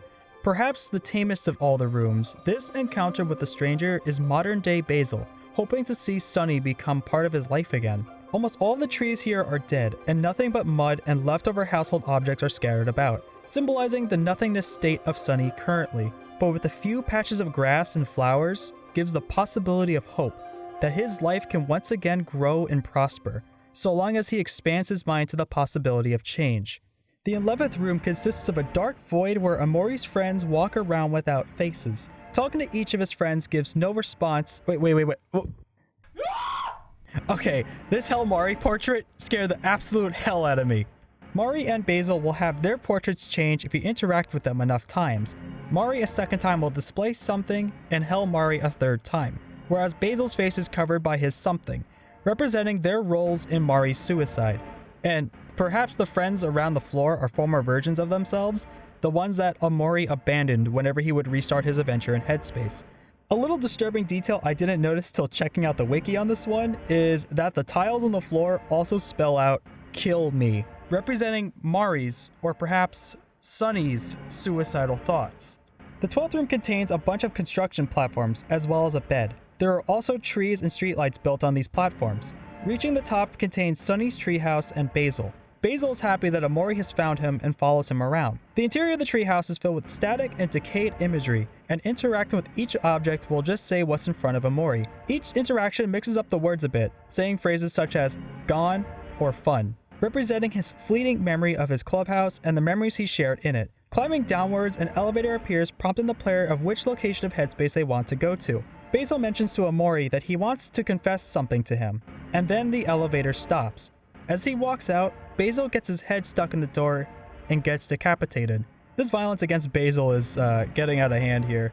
Once again, this is Omori shutting the door, literally, on Basil, so he doesn't have to hear the truth. The use of construction platforms is an exaggeration to the labor the children put in to build the clubhouse, a process that Sunny did not enjoy. However, I also think this doubles as Sunny's fear of heights. The 13th room is a gray void which consists of figures that represent Mari being hung floating around. Omori can find the stranger, and he tells him that he wanted to save what was left, but despite it all, Sunny left him. How long he waited for him to come back, and when Sunny finally did, he felt an immeasurable amount of pain, and he didn't know what to say, implying what the real-world version of Basil is currently feeling. This room also contains an empty fishbowl with a puddle of water beside it, with a fish flopping around, representing Basil's dysfunctional mental state currently, as a fish would not physically be capable of surviving these conditions for much longer. The 14th room takes us back to the Black Forest where we initially saw the tree with the noose on it. However, it's been cut down this time. Also, this is a morbid revelation that the tree that Mari hung herself on is also the same tree where Omori and his friends reside in Headspace. That's kinda messed up actually. Basil pops out from underneath and is once again glad to see Omori has come to rescue him. When heading north to the raft, Basil mentions to him that he's acting kinda cold and is worried that he did something wrong. Basil is scared of the dark forest they're at, but halfway through the raft ride he once again tries to confess to Omori about something. As the two go through a tunnel, Basil is once again decapitated. Again, Omori deflecting, as Basil is the only person who knows his secret. He'd rather imagine he's dead than confront his fears. Riding the raft a second time will replace the music with heartbeats, making Omori more anxious from having the truth revealed. This might be a bit of a stretch, but I think the raft and moving current is the passage of time, knowing that someday Sunny will have to face the truth. The 15th room is a nightmare hellscape with red faces flying around. Omori will find mirrors scattered about in the room. Each one he approaches breaks, with Omori appearing more and more bloody until he's almost unrecognizable on the other side. The screen continues to get darker each time Omori does this. After the last mirror is smashed, the background cuts to black and Hell Mari can be found again. She'll follow Omori if he gets too close to her. This is Omori taking his anger and sadness out on himself, continuously hurting and blaming himself over Mari's suicide. The 16th room is a room full of beds with clock and numbers in the background. The player also hears clock ticking as well as a phone ringing. Answering the phone, Sunny's mom tells Omori that they're moving away soon. This area represents the amount of time Sunny has wasted away by sleeping over the past 4 years, knowing that his time in Faraway Town is rapidly nearing its end. The 17th room is blood red and underwater. Omori can find all of his friends' severed heads hung on the wall, telling him that they're all here. Everyone except Basil can also be found swimming in a pool of blood, with multiple versions of his friends clipped through the floor. Little forms of something can also be found here. Besides Sunny's fear of drowning, I think each of the heads found on the walls here are the headspace counterparts of Sunny's friends. Get it? Head? Space? Knowing that within his own mind, all of his friends are here, but only the ideal and percepted versions of his friends. The friends swimming in the pools of blood are perhaps them struggling to stay afloat through the pain, with the absence of Basil, as Omori wants to block out Basil's struggles as it's a reminder to him of his sister's death. And just like the 11th room, I believe the clipped friends through the ground are the past versions of them each time Omori reboots his Headspace adventure. The 18th and last optional room is a place similar to the dream version of Omori's clubhouse. However, the music is off-key and distorted. Basil once again thanks Omori for saving him, but this time he's aware of how many times he's done this and apologizes. Basil mentions that his photo album kept him company while he was lost, reliving his past memories, though he hints that there are some photos missing. Heading upward causes the tiles to glitch out and the music to worsen. Omori and Basil walk over some red hands till they meet up with Aubrey, Kel, and Hiro. Without a single word, all three of them then proceed to murder Basil. Interacting with each of the friends gives a distorted version of their original dialogue when the player first met them. The symbolism of walking over red hands is Omori taking control of Sunny's mind. Instead of following the same Headspace story where they search and rescue Basil, Omori would rather have him and his friends kill him and remove him from Sunny's mind entirely. This also speculates if Sunny ever considered Basil to be a friend to begin with. Throughout the game, it always seemed like their friendship was one-sided. Basil always depended on Sunny for stuff, but not once did Sunny ever need to count on him for anything. Personally, I think they were friends though. While Sunny never expresses as much interest as Basil does, Sunny has always been left fairly vague with all of his friends, even prior to the events of the game. However, after Mari's death, Omori would rather have him written out completely. Inside the final room lies a church, where Omori's funeral was presumably held at. Inside, Omori can find Basil caught in his own something. He tells Sunny, again, not Omori, that he is sorry and he asks if he'll forgive him, before being dragged into his own something. You're once again asked if you'll save Basil, a phrase that the player was prompted with from rescuing him in the lake. Going inside takes the player to a dark room with a red glow outside of a screened door. Basil says that there's something out there and is dragged outside. Exiting the room leaves Omori in a hellish nightmare known as Red Space. Following the blood trail, you can find Basil's severed fingers scattered across the ground. Omori finds Basil as he's being held against his will, pleading with Omori to let him go. Without hesitation, Omori pulls out his knife and stabs Basil, as he is the only one who knows the truth of Omori's death. Omori then walks over his corpse, climbs up the stairs, walks across some red hands, and sits on a throne made of those hands, as a personification that Omori holds control over Sunny's mind. Sunny wakes up in the middle of the night to find Mari's ghost playing her piano. She tells Sunny how waltzes were her favorite and chose one to duet with him for their recital. She acknowledges how much Sunny didn't like that she would always practice her piano, even taking up the violin as a means to spend more time with her again. Due to her perfectionism, she apologizes for pushing Sunny too hard. She recounts that the two never got the chance to perform at their recital together, but asks if he would like to play a song with her now. This is cut short as Hiro enters the room, thinking he heard music being played. This also leads to the theory that Mari's ghost might actually be present. Hiro talks to Sunny about how much he misses her, and will never understand why she chose to end her life, but knows that she would want them all to move forward and be happy without her. If you re-enter the piano room, you can find Hiro crying as his memories of Mari and the day that she died are brought back to the surface. Sunny goes back to bed, and thus concludes 2 days left. At the start of 1 day left, Hiro tells Sunny that he noticed his list of chores that his mother left for him, and managed to finish them all. And this is one of the main reasons why Hiro is the best character of the friend group. Kim arrives at the door and tells Kel that Aubrey is upset and won't come out, blaming him for it. Hiro intervenes and wishes to talk to Aubrey. At her house, you can find Aubrey's mom sitting in front of the TV, completely disconnected from reality and surrounded by trash. The boys show up to her room unannounced, causing her to freak out, which, let's be honest, is very warranted. Aubrey and Kel have always had disputes when they were kids, insulting one another at any opportunity, leaving Hiro to be the peacemaker and ending their quarrels. However, Hiro hasn't been around, and this time, their tension with one another has escalated so badly that it's led to actual violence. Hiro once again calms the two teens down, and notices the missing photos of Mari pinned to Aubrey's corkboard. The four of them reconcile and put the remaining photos into the album, and we get to see more photos of Mari that we previously didn't get to see. It also occurred to me at this point that Mari and Hiro were implied to have a romantic relationship with one another. It was hinted at the beginning of the game, and I completely overlooked this, and Hiro acted flirty towards her, but I thought this was just played off as a comical gag. Seeing how happy these two were together makes her death all the more heartbreaking. And as an only child, Aubrey really looked to Mari as an older sister that she never had, keeping her photos as the only thing that she had left of her. Mari's suicide and essentially leaving her, followed by her friends separating and her father leaving and being stuck in a hoarder house with a mother who doesn't care, Aubrey fell apart. And it's understandable why she has these abandonment issues and became the callous person she is today. The album is almost completely restored with only one photo missing. Aubrey and Kel apologize to one another, and the four go to see Basil. However, Polly informs the group that Basil's grandmother is in the hospital and he's currently seeing her, leaving the teens to come back later. The player has the option to explore faraway town one last time before Sunny moves, such as Hiro volunteering the mall to help cook a dinner for one of the neighbors, or Aubrey repairing a neighbor's pipes. There's also an optional conversation where Aubrey apologizes to Sunny and wishes she was there for him after Mari's death, how they might never truly get over her passing, but to take their emotions one step at a time and learn to heal from it, and hopes that Sunny will take care of himself and go outside more after he moves away. If the player brings flowers to Mari's grave, the group talks about how much they visit her, with Hiro taking it the hardest as he's never visited her before, and the four have one last picnic together in her memory.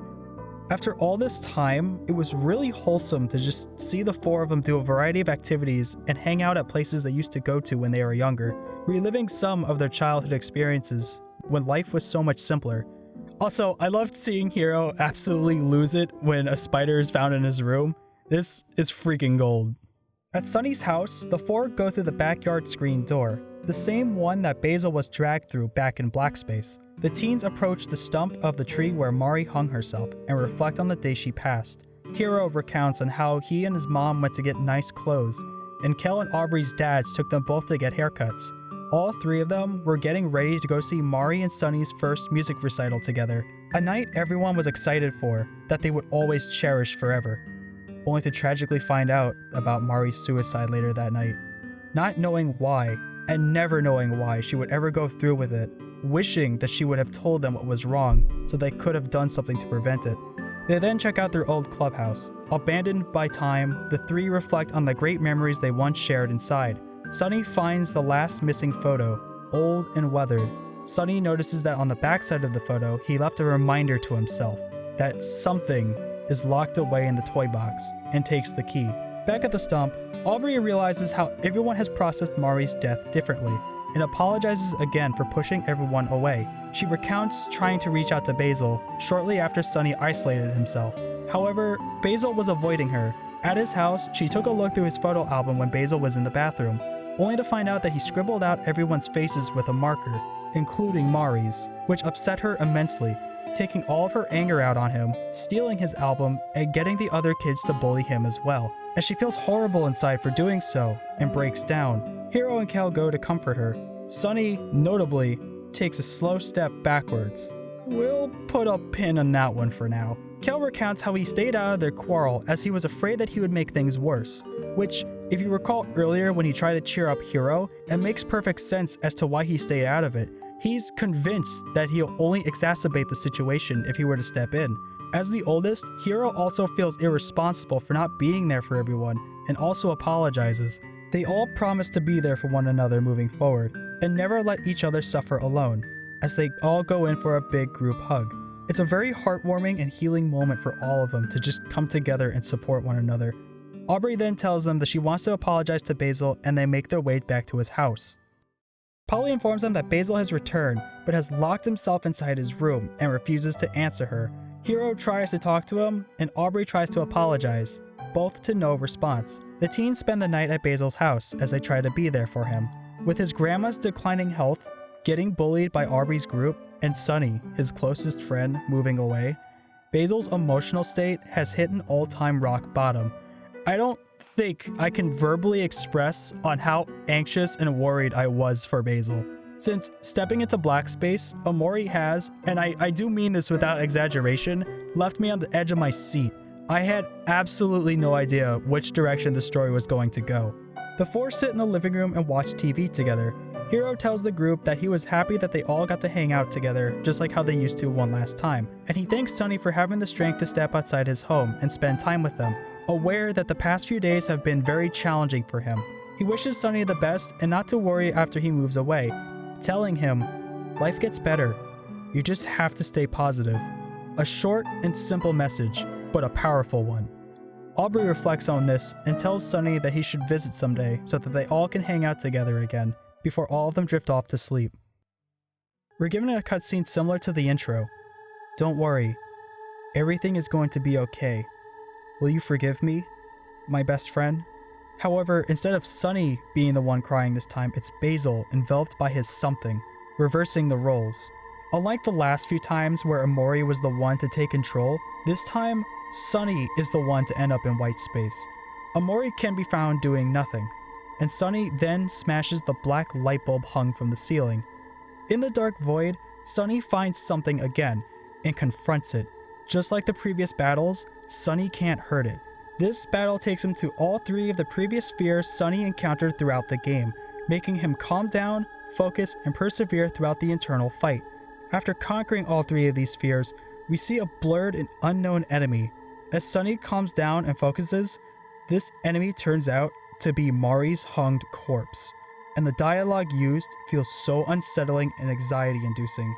Your heart beats out of your chest. Your fingers won't stop trembling, only for Sunny's heart to start to become more steady each time he persists. This is also conveyed by how much HP Sunny has, as when his health is super low, the sensation feels unbearable, only for his anxiety to subside once his health is restored. Sunny then learns to finally overcome his fear of something, and the being turns into a regular light bulb. Sunny ends up at Basil's meadow, where the headspace version of Basil thanks Sunny for coming to rescue him, but hints that it might be too late. He tells Sunny that the truth will be hard to accept, but that he must stay strong, and if he has the ability to forgive him. Basil gives Sunny his photo album so that he can venture onward and discover the truth. Each time Sunny finds a photo, he has to put it in the album. Unlike the vibrant, wholesome, and pleasant memories we've seen before, these photos are dark, unsettling, and hint at the moment-to-moment events of the day that Mari died through Basil's perspective. You don't obtain these in order, leaving the player to speculate what actually happened until all the photos are found. The first room starts off in Sunny's living room, and after taking the photo, a trail of hair reveals the doorway to the next room. Sunny's mom can also be found here, and she mourns the loss of Mari and tells Sunny that she can't lose him too. The second room is a hospital ward. Interacting with the TVs brings up glimpses of Omori's adventures within Headspace. All of the patients seem to be breathing steadily, though as more photos are collected, more disappear. Interacting with the one dead patient just says, "This person is not breathing," which opens the window into the next room. The third room is Sunny's staircase containing photos of the descent down, with Mari's hair found at the bottom. After picking up the last photo, Sunny is immediately sent back to his room. However, this is the past version of his room where Mari's bed is next to his. Interacting with Mari just says, "This person is not breathing." Sunny's face is also mutilated and bloody. Basil's shadow can also be seen and tells Sunny that everything is going to be okay. Exiting takes us to a backstage room. However, Sunny cannot approach the music stand, but is able to leave the boundaries of the room and collect the missing photos. Each time he loses a finger and becomes more and more distorted, till the dark void takes him. The sixth room is a black void with a few instruments. After grabbing 2 photos, a giant eyeball stares at him till he's teleported back into a dark room. Here, Sunny uses the light bulb he got earlier and makes the room visible. Should the player sit in the chair, for a very brief moment, things look normal, but this is far from the truth. If the player observes the mirror, Sunny's face is mangled beyond recognition. Exiting the room takes us back to Basil's garden, or more accurately, a more altered version of Sunny's backyard. As he passes a handful of gates, he is finally greeted with the tree where Mari was hung. This is the endpoint of the events that occurred that day. After going through all the photos, the truth is finally revealed. Mari never committed suicide, nor did she have any desire to do so. On the night of Sunny and Mari's recital, Sunny got fed up with playing the violin and, in a fit of anger, threw it down the stairs, smashing it.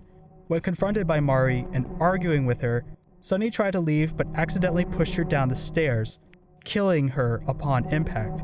Scared and not knowing what to do, he brought her back to the bed in hopes that she would wake up. Sadly, this was not the case.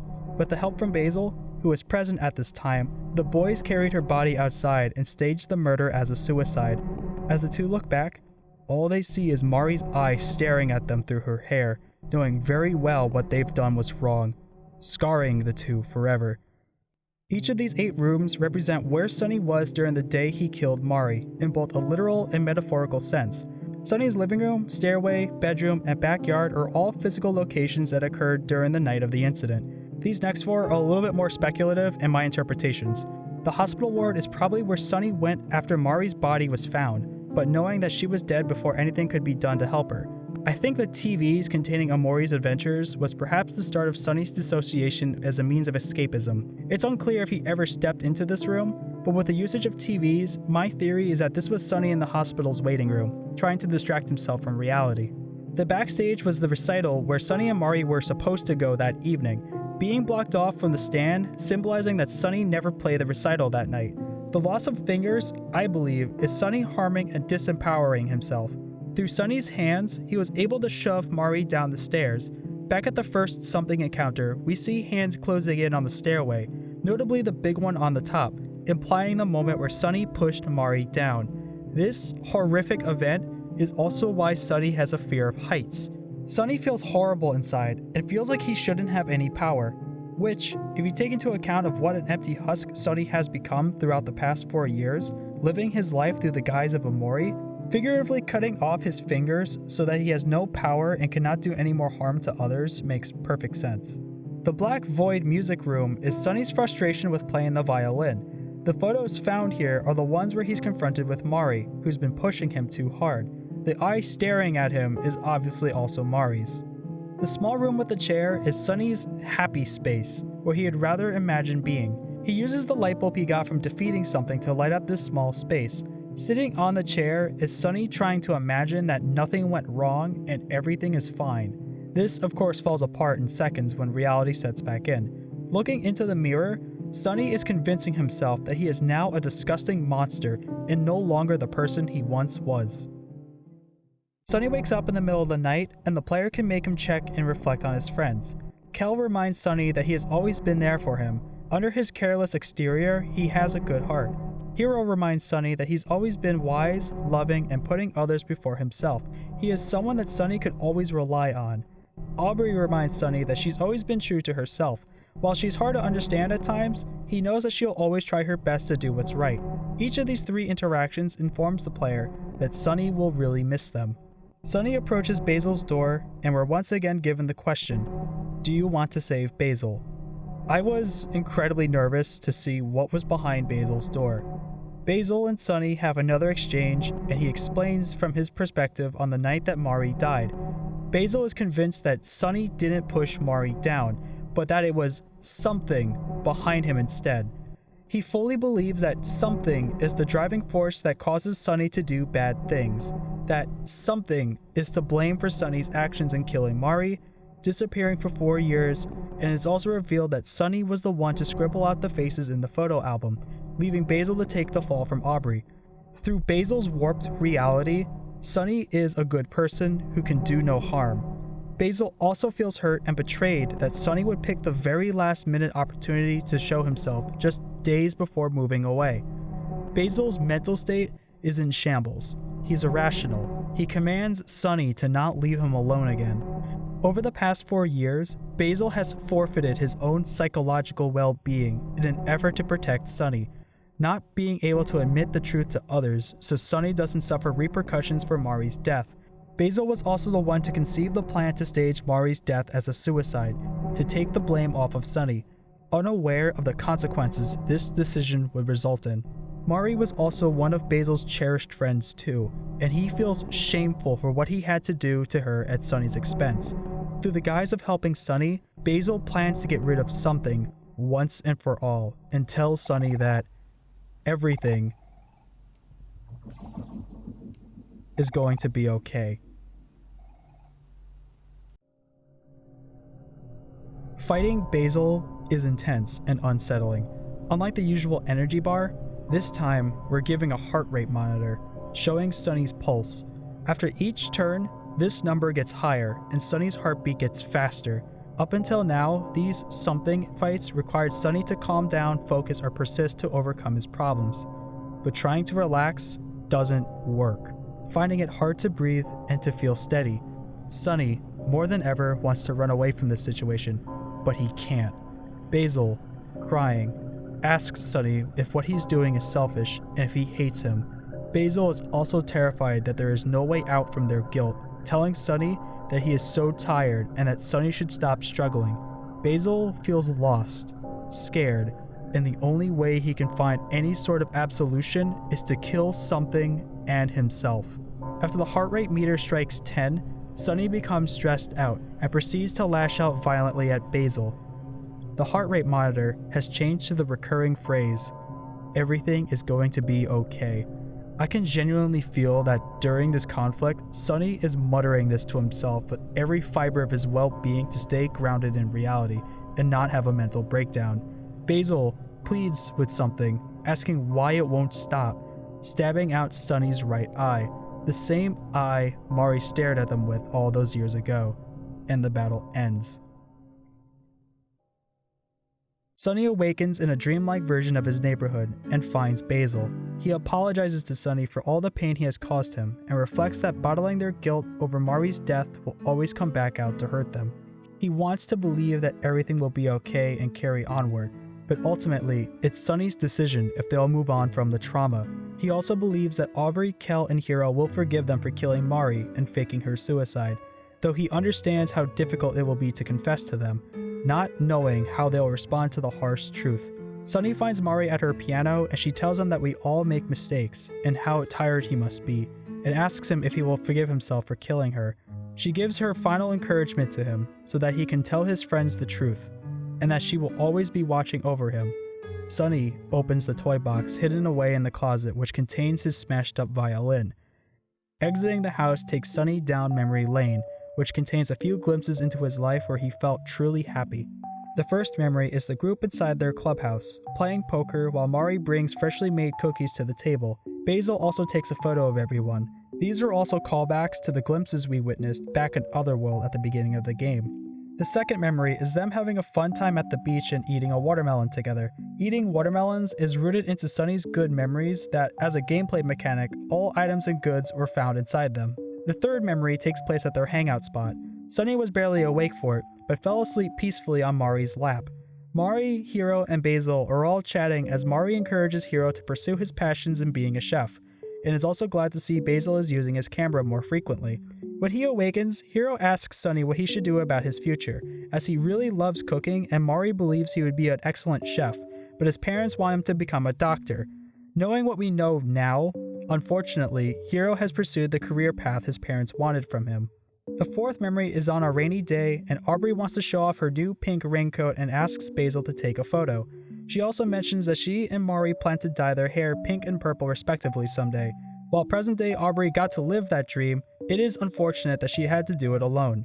Basil also shows Sunny the photo of Aubrey and suspects that Sunny also has a crush on her. The fifth memory is Basil's birthday as he blows out his candles and makes a wish.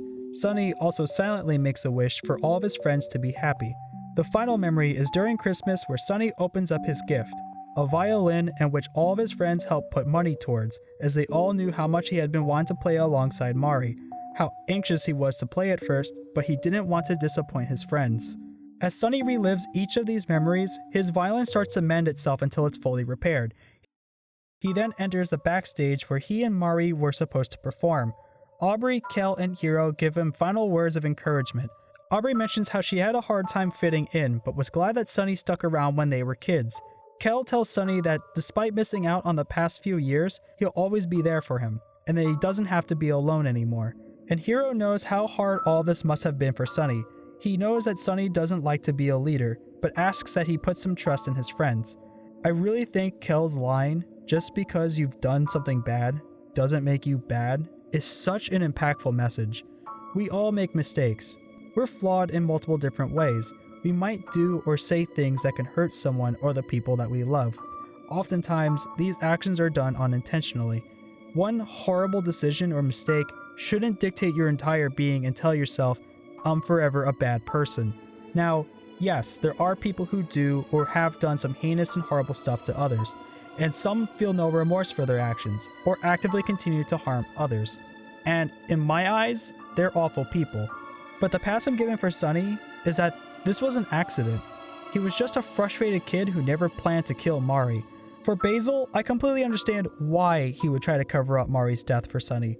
It was still a wrong thing for him to do, and had he been older, I think I'd be less forgiving. But he was just a naive kid put on the spot trying to protect his friend, unaware of the consequences of his actions.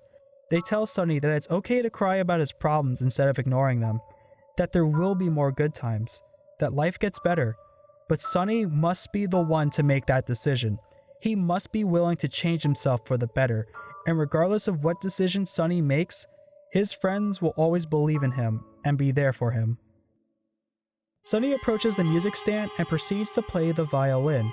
This performance leads to the final confrontation. Within White Space, Sunny must battle his alter ego, Omori. This battle starts off calm, as Omori's melancholy theme is being played in the background. During this fight, Sunny cherishes the comforting words his friends have mentioned to him. Kel telling him that friends are always supposed to be there for each other. Aubrey wishes that he can find some peace and happiness. Hiro promising each other that they would never leave each other again.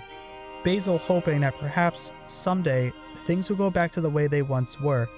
And finally, Mari asking Sunny if he will find the strength to forgive himself.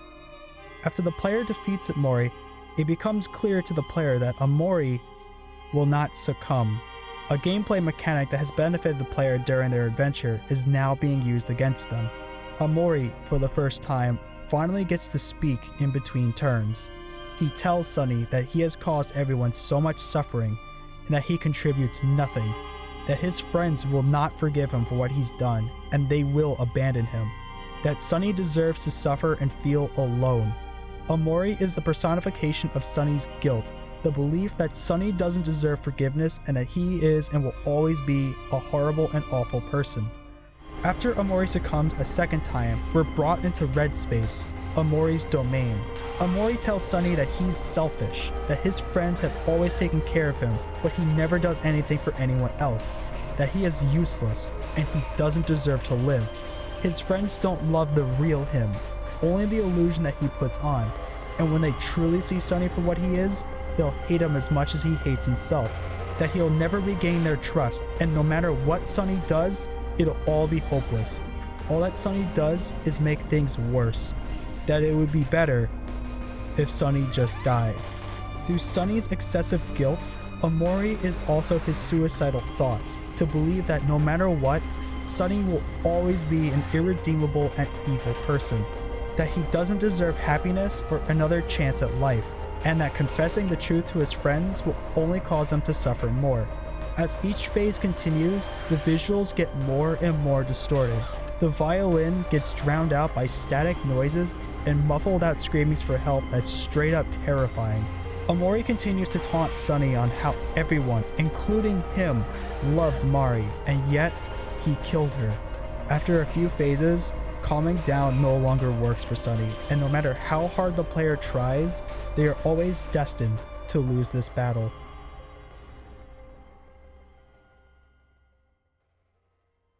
When the player gets a game over, they're asked if they want to continue. This battle, conveyed cleverly through RPG battle mechanics, captures the feel of a real and serious internal argument Sunny is having with himself. Fighting with our self-deprecating, and in this case, suicidal thoughts can feel overwhelming and exhausting to the point where we completely burn ourselves out. But it's about the importance of taking a moment, breathe, and finding your way back up. If the player says yes, Sunny finds the strength to get back up and proceeds to play the violin to Omori. We're then greeted with a montage of Sunny's life growing up with Mari, getting to meet all of his friends one by one, making wonderful and fun memories together, how Mari saved him from drowning with tears in her eyes. Finally, after all this time, getting the chance to perform alongside his sister, accepting and letting go of the past. These visuals are so unbelievably heartwarming, accompanied by the beautiful final duet waltz. This scene really got me crying at the end.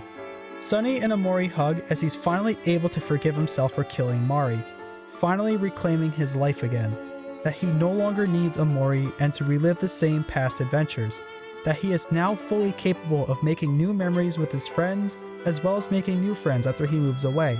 He makes his final bow and bids farewell to White Space before stepping out of the door. Sunny then wakes up in the hospital. Should the player do any of the side quests in Faraway Town, they'll find flowers from any of the neighbors he had helped, as a way of saying thank you and wishing that he gets well soon. When Sunny leaves the room, he'll see the Headspace versions of his friends go up and the Something version of Basil go down. Sunny follows Basil to his hospital room and finds all of his friends beside him. Sunny finally confesses the truth to the three of them, and the credits roll. Leaving how Aubrey, Kel, and Hiro reacted to this news is entirely up to the player's interpretation. If the player also watered Basil's flowers during their adventure, they'll also get a bonus cutscene of Sunny and Basil's somethings vanishing, meaning that regardless of how the three friends reacted, they can both finally let go of their guilt. On the title screen, we're now presented with Sunny on the front with a blue sky. The piano is a lot more livelier than its original intro, as Sunny is finally able to reclaim his life again, knowing that everything is going to be okay. And thus concludes Omori, and oh my gosh, this was so much to cover. If you're still here, thank you. Omori was a roller coaster to go through, and trying to condense this whole plot into just a few paragraphs would be impossible. Omori is, quite frankly, a well-constructed masterpiece, and I can't think of another title that has had me feeling so many different emotions at different intervals during my adventure. I think about how serious and nerve-wracking the ending was, and when you compare that to facing someone as goofy as Sweetheart, yeah, you remember Sweetheart? Those two moments felt like they were almost from two separate games. Under the surface, Omori is a psychological horror, and it knows when to take the theme seriously, but paired with the childlike visuals and silly adventures within Headspace, along with the relatable lives of Sunny and his friends in Faraway Town, there's just so much character and personality to this game. I'm gonna now record this next part tomorrow where I am not feeling sad, and you can tell by the energy in my voice. As a game critic, I think it's time I use the overplayed food metaphor when describing a game that I very much like. Playing through Omori is like a friend giving you a cupcake. Your eyes are immediately drawn to the frosting on top. It's not just the standard chocolate or vanilla icing, but instead, it's made in your favorite color. The frosting isn't just globbed on there, but elegantly designed in a beautiful pattern, and has sprinkles on top too. But there's more to this cupcake as you unravel the paper cup beneath, revealing that this icing is supported by the actual cake part. As you take your first bite, you realize under the surface that it isn't just vanilla, but a funfetti cupcake. Each bite tastes amazing as the cake and icing elements complement each other so phenomenally well. While unearthing this cupcake, you find out that your friend actually snuck a Hershey's Kiss in the center of it, giving the flavor a whole extra punch. This cupcake tastes amazing, but deep down you feel conflicted, as you know the cupcake isn't healthy for you. And, what the hell is this metaphor? What's amazing about Omori is that almost everything has a purpose. Almost all the NPCs in Headspace are pulled from real-life people, fictional characters, or things that Sunny knows, such as Kel's pet rock Hector being both his actual dog and his pet rock, the in-universe Tamagotchi, or figuring out why characters like Aubrey and Kel act and respond the way that they do.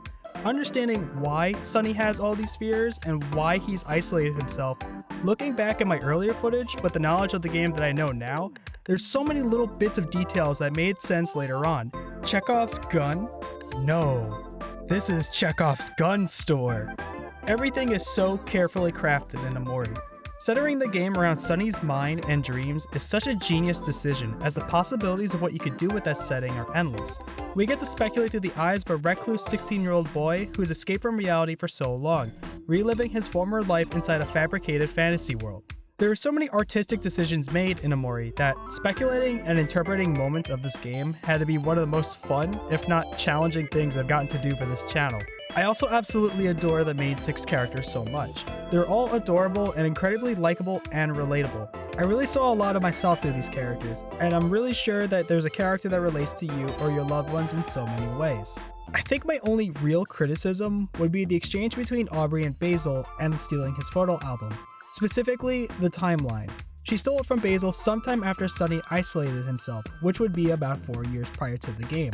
I just find it a little hard to believe that Basil would still be trying to get it back from her after all this time. We know Sunny was the one to scribble out everyone's faces with a marker. However, when we see the photos in the album, the photos are okay. Did he use a Sharpie, or did he use a rose art marker to scribble out their faces? This is kind of important.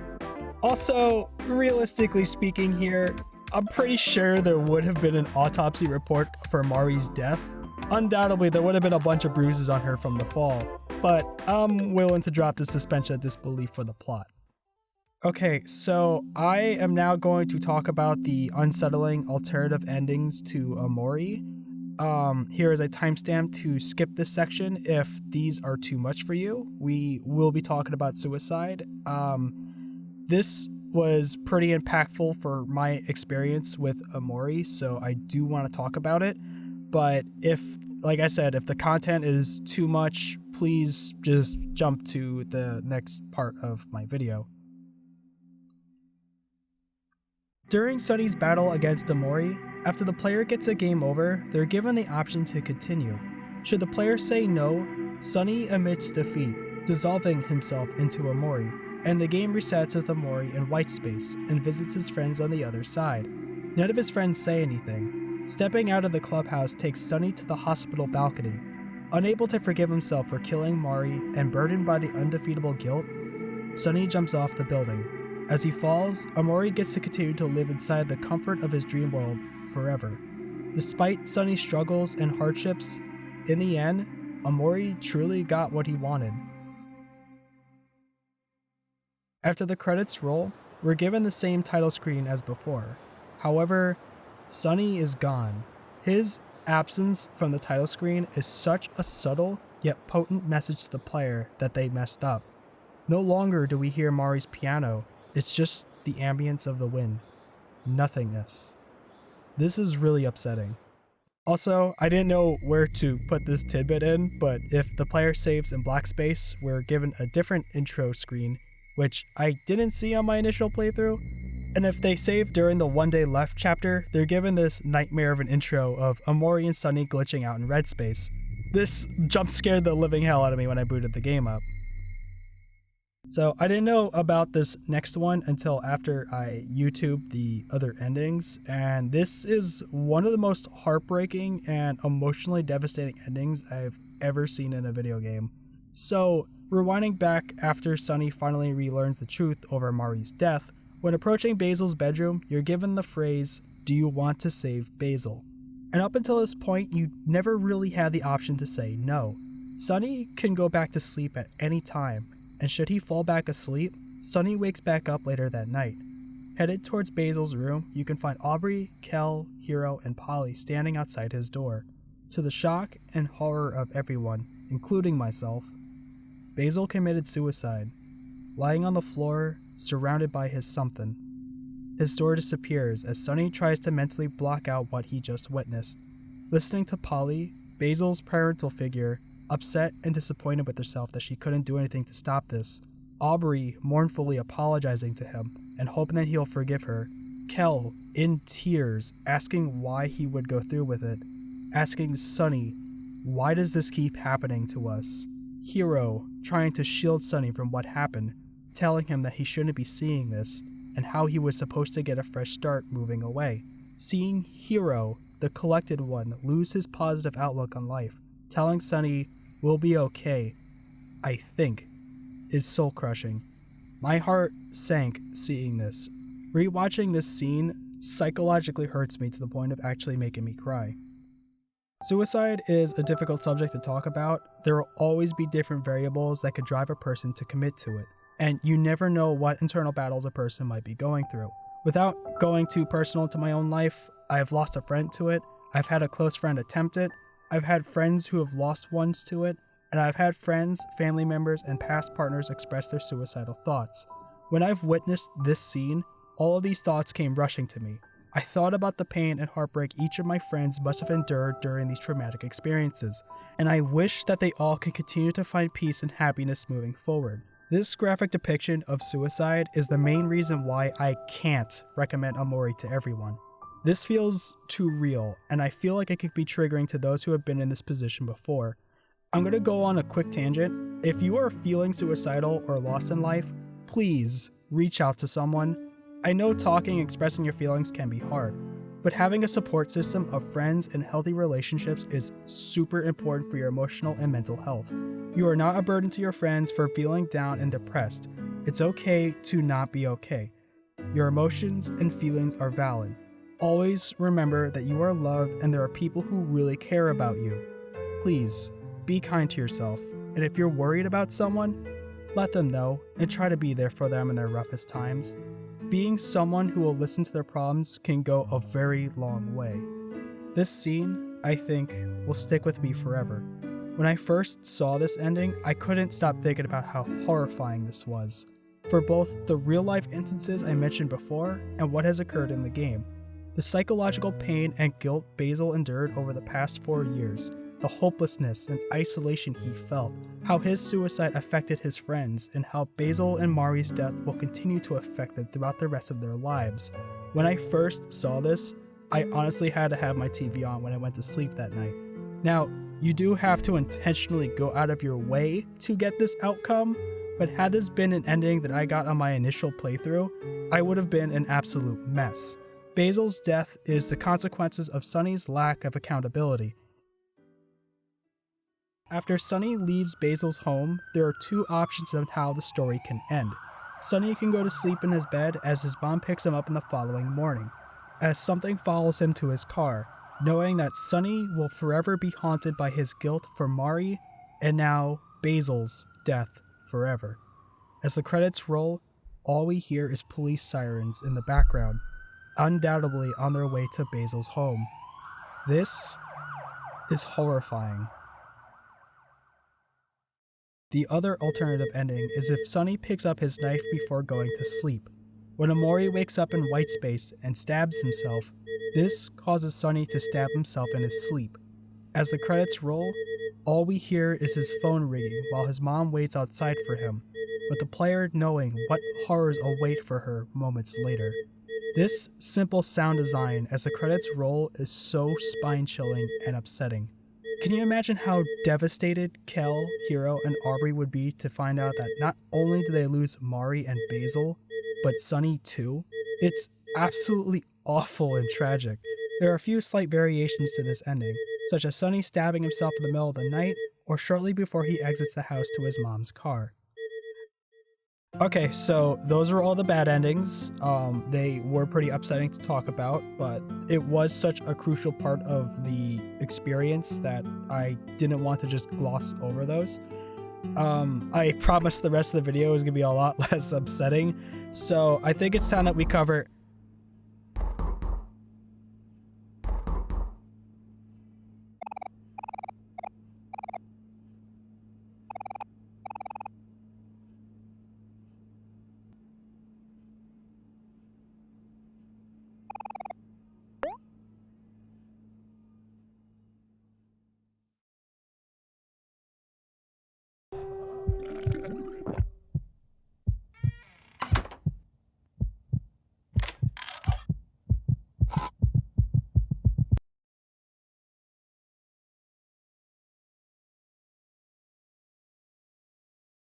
So there's a second route that the player can go down. Unlike the Sunny route, the Omori or Hikikomori route is a lot more dark. Instead of reuniting and reconciling with his friends, this time Sunny chooses to remain a shut-in, forever living within his head and never resolving his burden. So, to be honest, I was kinda dreading this second playthrough. Not because I'm actively making terrible life choices for Sunny, but because the real life parts were... well, they were like the cream in between the Oreo. You know, like the chocolate cookies are fine and... ah, crap, I just did another food metaphor. The main reason I wasn't looking forward to this playthrough, though, was because I'm a lunatic who typed up 38 pages worth of content before tackling this route, and I rewatched my footage over and over again to collect my thoughts. I know that this is a me-specific problem, and this shouldn't affect most players. However, I figured there wasn't going to be much new things to talk about. And I was right, sort of. So there are a few minor differences, such as Kel swimming with Sunny to the last resort, opposed to it being Mari on the Sunny route, or Basil taking a photo of nothing, yet somehow he took a photo of everyone. Okay, that last one was a funny glitch that happened, I just wanted to include it here. But like, all the Headspace adventures, Space Boyfriend, Sweetheart, Jawsome, Slime Girls, Humphrey, all of these play exactly the same. I was a lot less motivated to engage much with the side content this time around, and just kinda sped through this. Instead of interacting with his friends, Sunny resides within his own home and does mundane chores in between the days. These aren't fun or engaging, and they're not supposed to be. They're chores. This is once again Omori using its gameplay mechanics, in this case a dull one, to convey an emotion to the player. The nightmare sequences trigger a little bit differently compared to the Sunny route, but they also play out pretty much the same. Nothing of significance really happens up until the player reaches the Church of Something within Black Space. Instead of killing Basil, Omori actually saves him, but is confronted by the stranger. He calls out to Sunny. Oh yeah, I named him Bunny in this playthrough because it was like the day before Easter when I played this. The stranger tries to stop Sunny's endless cycle, and like the real Basil, tries to prevent Sunny from leaving. Instead of Omori fighting the stranger, he summons Sunny into the dark void. And because Sunny didn't face the truth, making amends with his friends and forgiving himself, the stranger makes Sunny face him, the personification of all the suffering he has caused to his loved ones, the pain of knowing of what he has lost, and living with his self-loathing with no means to change. The stranger, and by extension Sunny's feelings towards himself, wants to make him suffer until he has nothing left.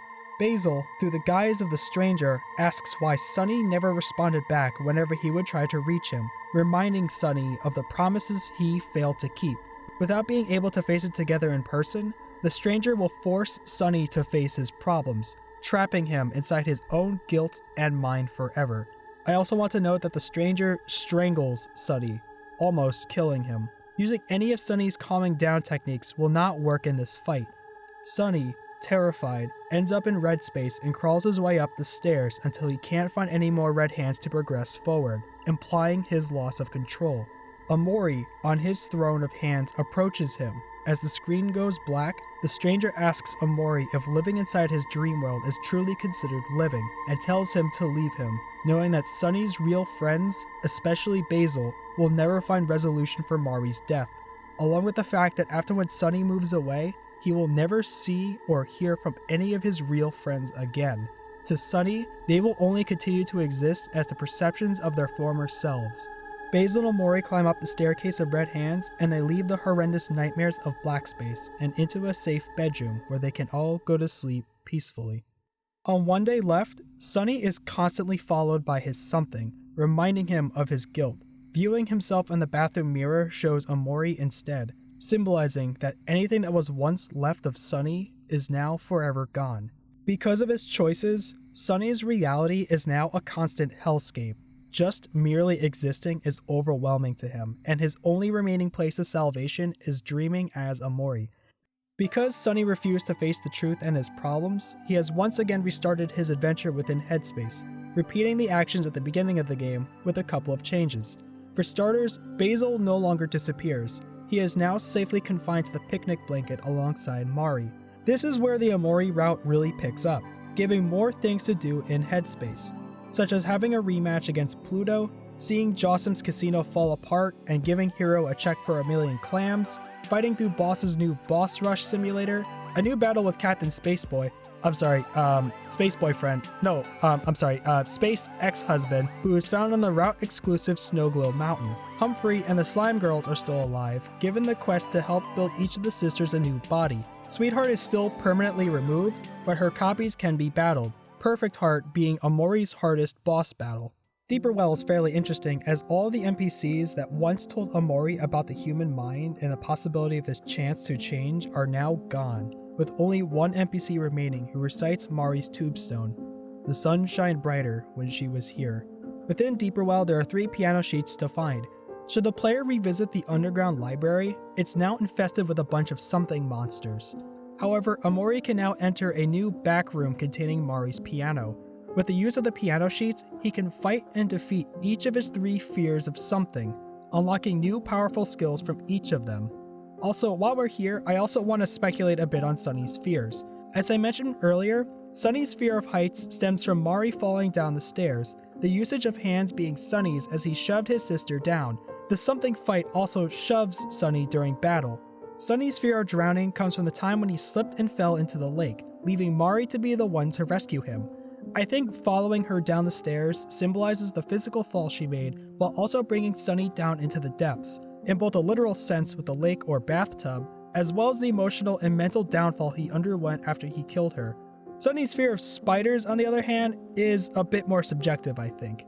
Sure, Sunny did find a spider on his shoulder and fell into the lake, which caused him to almost drown, but I think it might be a bit more complex than that. Inside Sunny's home, you can find Mari's hair at the bottom of the stairwell.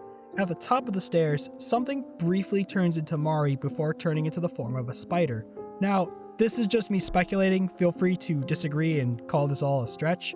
The main physical attribute of a spider is its legs. We learn later on that Mari has suffered a permanent knee injury, having weak legs.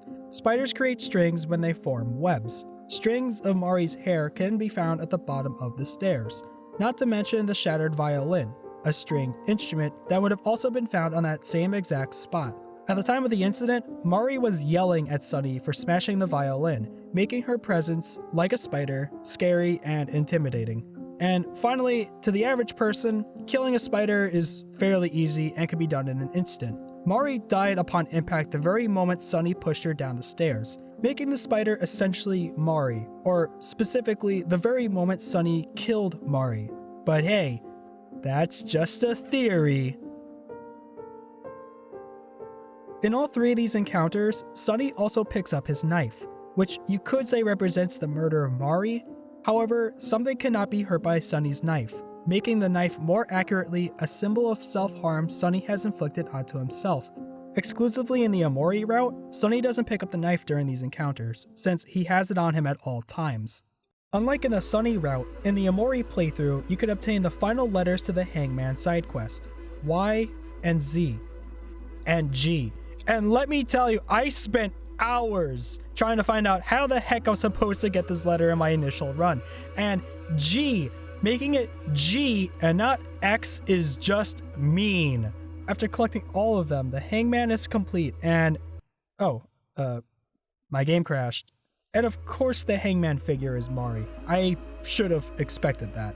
This grants you access to the Abyss, the darkest corner of Headspace. Here, various forms of something can be encountered. A ton of skeletons of the previous loops of Kel, Hero, and Aubrey can be found, with one of the Aubreys even briefly calling out Omori before she passes. Rattle me bones! At the bottom of the Abyss lies Abby, the third and forgotten great creature. This leads to a boss battle against her. Defeating her gives the player the option to spare her as she profusely apologizes to Omori, calling him her best friend. Because her wisdom was removed, she cannot remember something that was once important to Sunny. The reasons why she was banished or what her influence was is left fairly vague, but speculated that she was an imaginary friend that Sunny used to have, and her banishment was implied to be about how Sunny should forgive himself for Mari's death. Sparing her lets the player obtain ultimate weapons and charms for each of the 4 kids. It's funny, when playing this route, I kept thinking about this specific post from the Omori Boy blog, because basically, Omori does gain new skills and weapons that make him feel godlike and overpowered, but to a limit that doesn't feel as satisfying as I hoped it would be. For the sake of balancing, I understand why the level cap ends at 50, but honestly, this decision felt disappointing. I would have liked to feel unbelievably overpowered within Sunny's own mind. Not to mention that each of these bosses and the Dino Dig enemies give out so much XP and all of it went to waste. Perfect Heart was challenging and fun and was the only boss battle I didn't get to steamroll through, but I felt like I hit a ceiling knowing that I couldn't improve my stats and weapons any further, which, for gameplay's sake, is good. It caused me to think strategically, and I had my butt handed to me multiple times during this fight. But from a narrative perspective, I would have liked Omori along with his friends to just be absolutely unstoppable after resetting Headspace. Omori can make a second trip to the repressed and unsettling world of Black Space. Unlike the first go-around, there are only 6 doors, and instead of 1 area per door, this time they each act as their own mini hub worlds containing their own rooms. So I could go and try to break down and analyze each of these rooms like I did earlier, but there's 36 of them, and for the sake of redundancy, I'm just gonna gloss over a few interesting rooms that I liked. The rooms containing this giant bird-like figure and this room with Hell Mari's face are fairly terrifying and the kind of things I wouldn't want to be alone in a room with. The Black Forest 1 map has a handful of eerie things to find, such as a radio that plays distorted music only to turn into Morse code, or playing hide and seek with a glass version of Omori. But my favorite aspect of this map is Kel just... Deja vu, I just been... The school with a bunch of Aubreys fighting over Omori's affection, only to end up killing each other, is Sunny's crush on Aubrey, but at a very destructive level. The Black Playground is Omori being alone and trying to have fun by himself, paired with a disturbing version of the faraway town park theme. The player can also go inside 2 of the creepy Omori heads. The first one is a hallway of Omori's friends taking steps backwards each time he moves forward. Visual metaphor that his friends will abandon him if he were to ever confess the truth. And another room which contains Sunny sleeping with Hell Mari hanging above him, constantly watching him and knowing what he has done. The corrupted junkyard is also a great visualization of Sunny trying to cover up black space through the use of headspace, seeing horrific elements hidden behind fences that the player cannot access to. The red maze can be symbolized as Sunny not knowing where to go or what to do, endlessly trapped in his own personal hell. Grabbing the toast creates hanged Maris to appear, and after a minute they turn into realistic versions of her. Interacting with them drains Sunny's health, and occasionally gives them the prompt, "Look at what you've done." The small repeating room is also upsetting as a statue of Sunny's mom can be found. Should the player walk past her, her face is distorted, visually implying that she's keeping her heartbreak and pain from Sunny as well. Moving forward contains a hideous version of Mari who is happy to see Omori like nothing is wrong. I'll adjust the static in this clip in a moment. The room with the Herosaurus is kind of ridiculous. Just look at him. Talking to him asks Omori if he'll still accept him. Hiro's arc has never been about his own acceptance, but I think this is a hypothetical if Hiro, or any of his friends for that matter, weren't like how Sunny thinks they are, and if he would still accept them. A role reversal for how he feels like a monster on the inside, not knowing if his friends will accept him. The very last room I entered ended up scaring me the most, and that room was this island. And I know what you must be thinking. Fox, out of all these disturbing places, gory mutations, and horrifying imagery, why is this MS Paint looking room the most scary? Well, I'll tell you. After about 10 seconds on the island, you're prompted by how hot it is, and then maybe after 20 more seconds or so, the whole island sets on fire. And here's the strange thing about this. You can actually die from this. I only had 1 HP because I walked into a bunch of Hell Maris earlier, and they can't kill you. And, to my knowledge, this is the only time in the entire game where the player can actually die in the overworld. It boots you right back to the main menu too. No retry prompt is given for this. Despite the nightmares and black space, I thought I was at least safe from death, but I was never more wrong. You can also access various locations of both Black Space 1 and 2 through very cryptic means. The player can access 2 of these 6 hubs within the first go in Black Space, such as waiting 143 seconds to jump off the ledge in the room with something, or ride the raft 3 times with Basil's decapitated body. Accessing Black Space 2 before you possibly could will cause the screen to glitch out and get covered with static the longer you stay. This made exploration difficult, if not nauseating. You can also access these areas in the Sunny route as well, which would not be possible otherwise. While not nearly as creepy and as impactful as the first time entering Black Space, I still had fun exploring the horror elements as much as possible. Sadly, the Omori route doesn't have much of a different ending. At any time during One Day Left, the player can stab Omori in white space and wake up.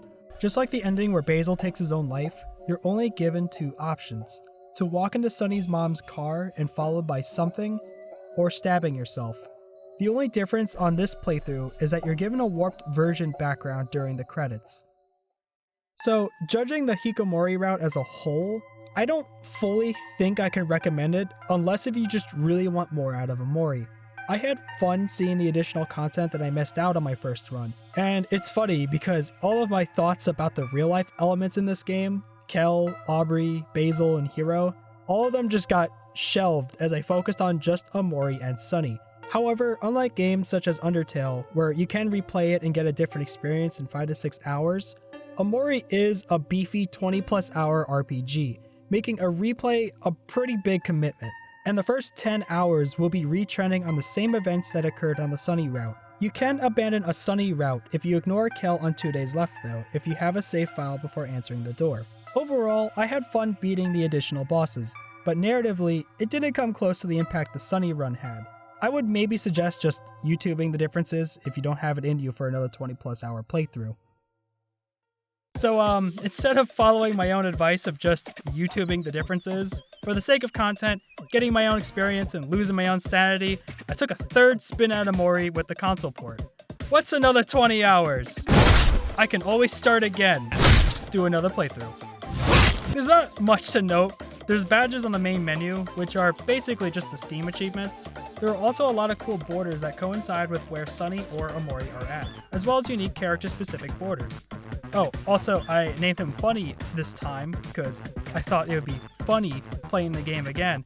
And see, because it rhymes with nothing much is different up until the end of the Hikikomori route. When going through Basil's photo album again, there's additional pictures of where the player explored during their adventures within Headspace, as if Basil was there with the other kids this whole time. After clearing the boss rush mode, you're able to go through it again, but instead of Aubrey, Kel, and Hiro, this time you fight alongside Basil, which I think is a super cool bonus. This made me reconsider my strategies during each of these fights. Basil's more of a support character and isn't much of a fighter, which really plays off his personality well. A unique gimmick about Basil is that his 4th skill is determined by which of the 4 flower clips the player obtains at his house. If Basil has his flower crown equipped, he also has a special skill that works exactly like Omori's red hands, providing major damage to enemies. I also love all of his portraits, like, come on, look at the angry one. Adorable. Omori and Basil also have a unique release energy attack, which is also really cute, does major damage, and restores their health and juice. A secret final boss is where Omori and Basil must fight simulated versions of Aubrey, Kel, and Hero. And this battle is tough, but oh my gosh, this is absolutely fantastic. Each of the 3 friends can use skills that the player has used throughout the game, along with items and their follow-up attacks. Kel using Flex and then attacking absolutely nuked me on my first go. Just like Aubrey, the damage output this boy does is insane. And then when he's almost dead, Hero cooks for him and restores 30,000 HP. Oh my gosh, I love this so much. I love when games use mechanics the player's accustomed to and uses it against them. Also, this battle track is such a bop. Leave it to Bo-En to turn this dated MLG horn meme sound into something just absolutely amazing. After this battle, there's one more final fight against none other than Mari. Oh crap. Don't make me do this game. I've already been through enough inside as it is. Oh gosh, and she doesn't even fight back. She has picnics with you and heals you. This is so mean. I know that this is just a simulation within a dream, not actually her, but this... Oh my god. Even as a fake simulated version of her, the thought of killing Mari is traumatizing to Sunny, causing him to relive the night she died alongside Basil. Also, when Basil uses his flower crown attack, specifically only on this fight, it will turn into ropes on every other frame. A subtle nod that he was the one to conceive Mari's hanging. Since Sunny never reconciled and forgave himself, none of his calming down techniques will work. After using the 3rd calming down technique, Mari blocks out the screen, and Omori is set back right before him and Basil participated in the boss rush, as if nothing happened. You don't really get anything out of this, sadly. This 2nd boss rush challenge is more so for just seeing additional content, and bragging rights, which, hey, what's more important? Another change is that when the player encounters Jawsome at the last resort, instead of giving Hero just the million clam check, he also gives him a boss man's tie, which turns him into the scariest enemy Omori encounters, a capitalist. This boss battle is great though. I love Hero just going absolutely nuts and acting so out of character here. And this battle is really tough too. I didn't have the best weapons or charms going in, but everyone was level 50, and I got destroyed 3 times during this fight. I guess Hero really was the backbone of my party all along. But this fight is really fun, and each turn Hero offers you contracts which will both help and hinder you. And after you beat him, everyone is just pissed off at him. It's great. I'm glad I got to try these battles out for myself instead of just watching them. Along with Perfect Heart, these 2 fights were Omori's hardest boss battles, though having to go through everything a 3rd time just to get here was a little tiring. The final thing to really note is that in Black Space 2, there's an additional event in which disturbing Polaroid photos of Omori are taken should the player step on specific tiles throughout the nightmarish hellscapes. There's also another Polaroid event found in one of the Black Forest maps, where the player has to go around and collect more photos of Omori, as each one gets more and more disturbing. So should you play the console port for the exclusive content? There's not really much new. Don't get me wrong, I absolutely love and adore what's included here. But if you've already experienced the Hikikomori route on the Steam version, then I'd probably pass on this. Though if you are playing the Hikikomori route for the first time, then absolutely, this is the way to go. When the trailer for the console ports first dropped, I thought there would have been like a new route for the player to go through, and I'm a little disappointed that the only notable changes was the boss rush and bossman hero battle, but considering how amazing Omori already is, I can't really complain. Also, the physical copy includes a Polaroid photo of Basil and Omori and an old school instruction booklet. I was not expecting this, and I freaking love this so much. 10 out of 10 physical copy. Get your crap together, Nintendo. Go back to making fun instruction booklets with your games. Omori is a game about forgiveness and self-growth, that in order to better yourself, you must face hardships to overcome them. and learn through your mistakes instead of running away from your problems, no matter how hard they might be. To be honest, understanding, and compassionate to yourself and others so that you can heal. And I know that I've brought this up like 100 times now, but to believe that no matter what, everything will be okay. Even after enduring painful hardships, knowing that with time, they'll pass. That life will get better so long as you stay positive. Change is another core element. With time, we all change and develop as people. Some for the better, others not so much. While Sunny is 16, mentally he is still the same 12-year-old boy, frozen in time. In order to grow and move on, Sunny must open himself up to the opportunity of change. Other themes include self-harm, the loss of childhood innocence, grief, isolation, loneliness, and unconditional love. There are so many things to look at in Omori, and I'm sure there are many things that I've maybe missed or perhaps misinterpreted. Without adding any more fluff to this chapter, Omori was an emotional gem with amazing lore, secrets, themes, characters, and content that made it fun to envelop, dissect, and speculate. TL, DW, I now have depression.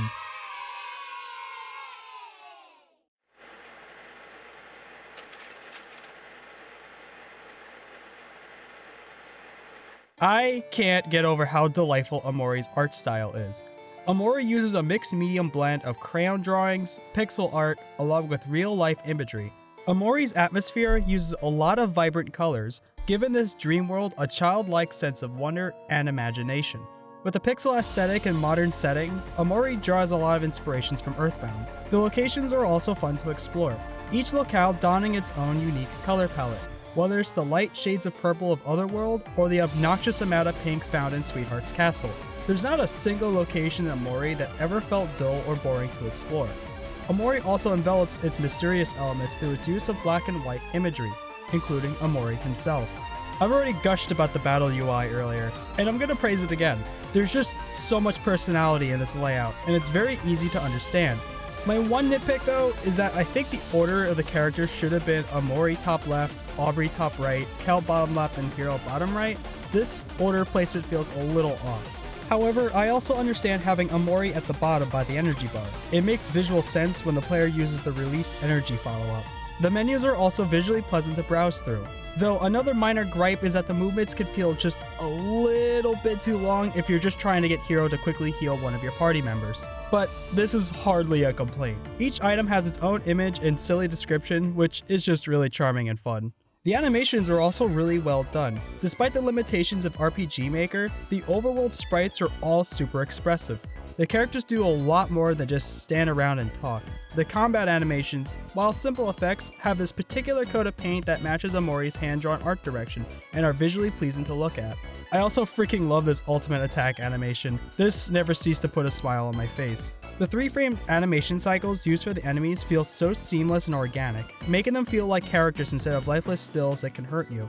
After browsing the Kickstarter and knowing the crazy process of digitally drawing and then hand drawing and then scanning the drawings digitally, it's all just fascinating, and the amount of work that OmoCat and the team put in the visuals is just absolutely incredible. The cutscenes, while they feel simple since most of these take place in white space, do a great job of conveying mystery with its limited usage of frames and monochromatic color palettes. Dude, the writing in this game, it's freaking fantastic. The characters are all written to feel believable, like they're actual children on an adventure. Kel and Aubrey are always bickering with one another, Mari being the wholesome, loving older sister. The characters are just filled with so much personality and are incredibly likable. The humor in Omori is quirky, goofy, and absurd. This game seriously cracked me up and had me laughing a lot during my playthrough. It's within that same pantheon of games like Earthbound, Undertale, and One Shot, where there's so many silly interactions, background characters, and jokes to be found. I know I've said this like a million times already, but it's just freaking charming. The dialogue at times can also be cryptic as well, putting the player on their toes and understanding the bigger picture to be had. Along with its fun and lighthearted moments, Omori does an amazing job at making the player feel and empathize with its characters through its grand narrative and slice-of-life storytelling. The game knows when to take things seriously, and these moments can feel uncomfortably too real and relatable to the player, and honestly has gotten me choked up or straight up made me cry a few times, making the overall experience a phenomenal and endearing tragicomedy. The music is also all over the place, and I mean that in the absolute best way possible. Each location in Omori uses a different battle theme, and they are all absolute total bops. None of these songs ever got stale for me. The boss battles are also really intense and absolute bangers. Seriously, there really wasn't a battle track within Omori that I didn't like. The town and overworld themes were also for the most part very pleasant to listen to. These vary from peaceful to playful to strange to wacky. There are a lot of silly and goofy tracks to Omori, given the atmosphere and innocent and juvenile tone. But like the writing, the game has a lot of serious and heartfelt moments as well, and the scores used to convey joy or sadness are so beautifully crafted. I tend to listen to OSTs of the games that I cover on this channel, and a handful of tracks in Omori really tugged at my heartstrings just from the music alone. It's that powerful. And the songs used to drive anxiety and fear into the player really kept me at suspense. The sound design is also really stellar. I don't think I could describe the satisfaction I get just by simply clicking on the menu and hearing the sound. The sound direction matches so well with the visuals on screen. Just like the music, there are sounds that will be pleasant to the ear, and then there will be some that will put you at a sense of unease in this heartwarming and colorful adventure.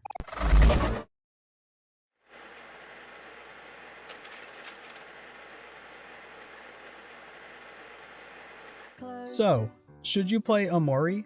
Well, from the length of this video essay, my answer is obviously yes, but I'm gonna say yes with a pretty big asterisk at the end. Omori, in my opinion, is an artistic masterpiece of a game. I could easily chalk this up to, if you like Earthbound or Undertale, then you'll love Omori. But there's so much more to Omori than that. Omori is an experience that I am so glad I got to go through without it having spoiled to me. Omori is an engaging and fun as hell RPG that left a silly grin on my face. Whether it be completing some side quests, encountering a new enemy, or seeing Omori smile in the ultimate attack, this game was an adorable delight to play through. Omori doesn't hide its Earthbound roots for inspiration when it comes to its silly humor and endearing moments in presentation, and emotional moments really hit hard, excellently complemented by the game's amazing soundtrack. During my time, I felt just about every emotion when playing Omori. Well, maybe not anger. If, for some reason, my video is your first time hearing about Omori and you skipped my plot chapter, congratulations, you should probably go play the game. Don't even watch the Steam trailer. The trailer spoils a lot of late game stuff. Just don't watch it. As much as I loved Omori, I can't in good conscience recommend it to everyone. For starters, if lengthy RPGs aren't your thing, or if what you've seen doesn't look appealing to you, I don't think you'll have a good time with it. The main reason, however, is that Omori doesn't dance around the topics of depression, trauma, death, and suicide. Despite its cute and kitty visuals, there's a reason why this game is rated M. The game can feel almost too real and relatable at times, and there are some moments that really left me feeling anxious. While I was able to handle the game's unsettling topics, everyone has their own unique life experiences and handles things differently, and some might find the plot elements to be upsetting or triggering. The story does have an endearing message. However, if you're currently going through some serious stuff in life and not in the right headspace, I would probably pass on Omori. With all of that said, Omori is a heartwarming, albeit depressing tale that left a positive impact on me. It left me feeling nostalgic for a time when life was simpler. It reminded me to check on my friends more often. It inspired me to start gardening again, though one of my plants did die, so there's that. And despite what I might be going through in life, so long as I stay positive, I know everything is going to be okay. Omori is available on Steam, and I'm gonna say coming soon to Nintendo Switch and PS4, but I already know that this video is not gonna be done before that comes out, so Omori is available on Steam, Nintendo Switch, and PS4, and I would encourage you to check it out.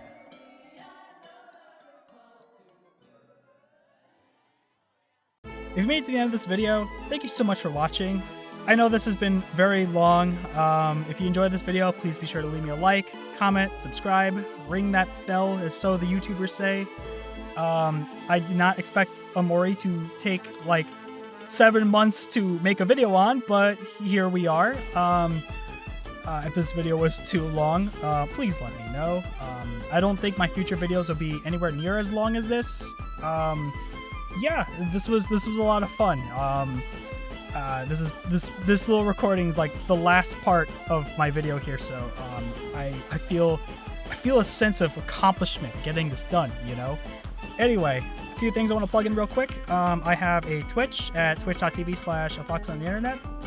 We have fun there. Getting more into streaming, which has been a lot of fun. I hope to see you there. That sounds like something you're interested in checking out.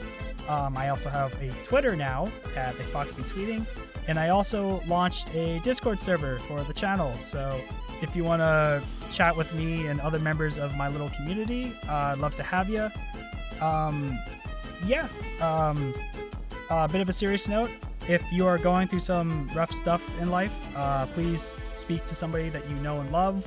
You have friends and family that care about you, that love you. Tell your friends that you love them, you know? I know it's hard sometimes, but your mental and emotional health is super important. Be kind to yourself, be kind to others. And yeah, I really want to thank you again so much for watching. Thank you for spending your time with me here today. I hope this was a lot of fun, and I hope to see you in the next one. And I hope that you stay safe and take care.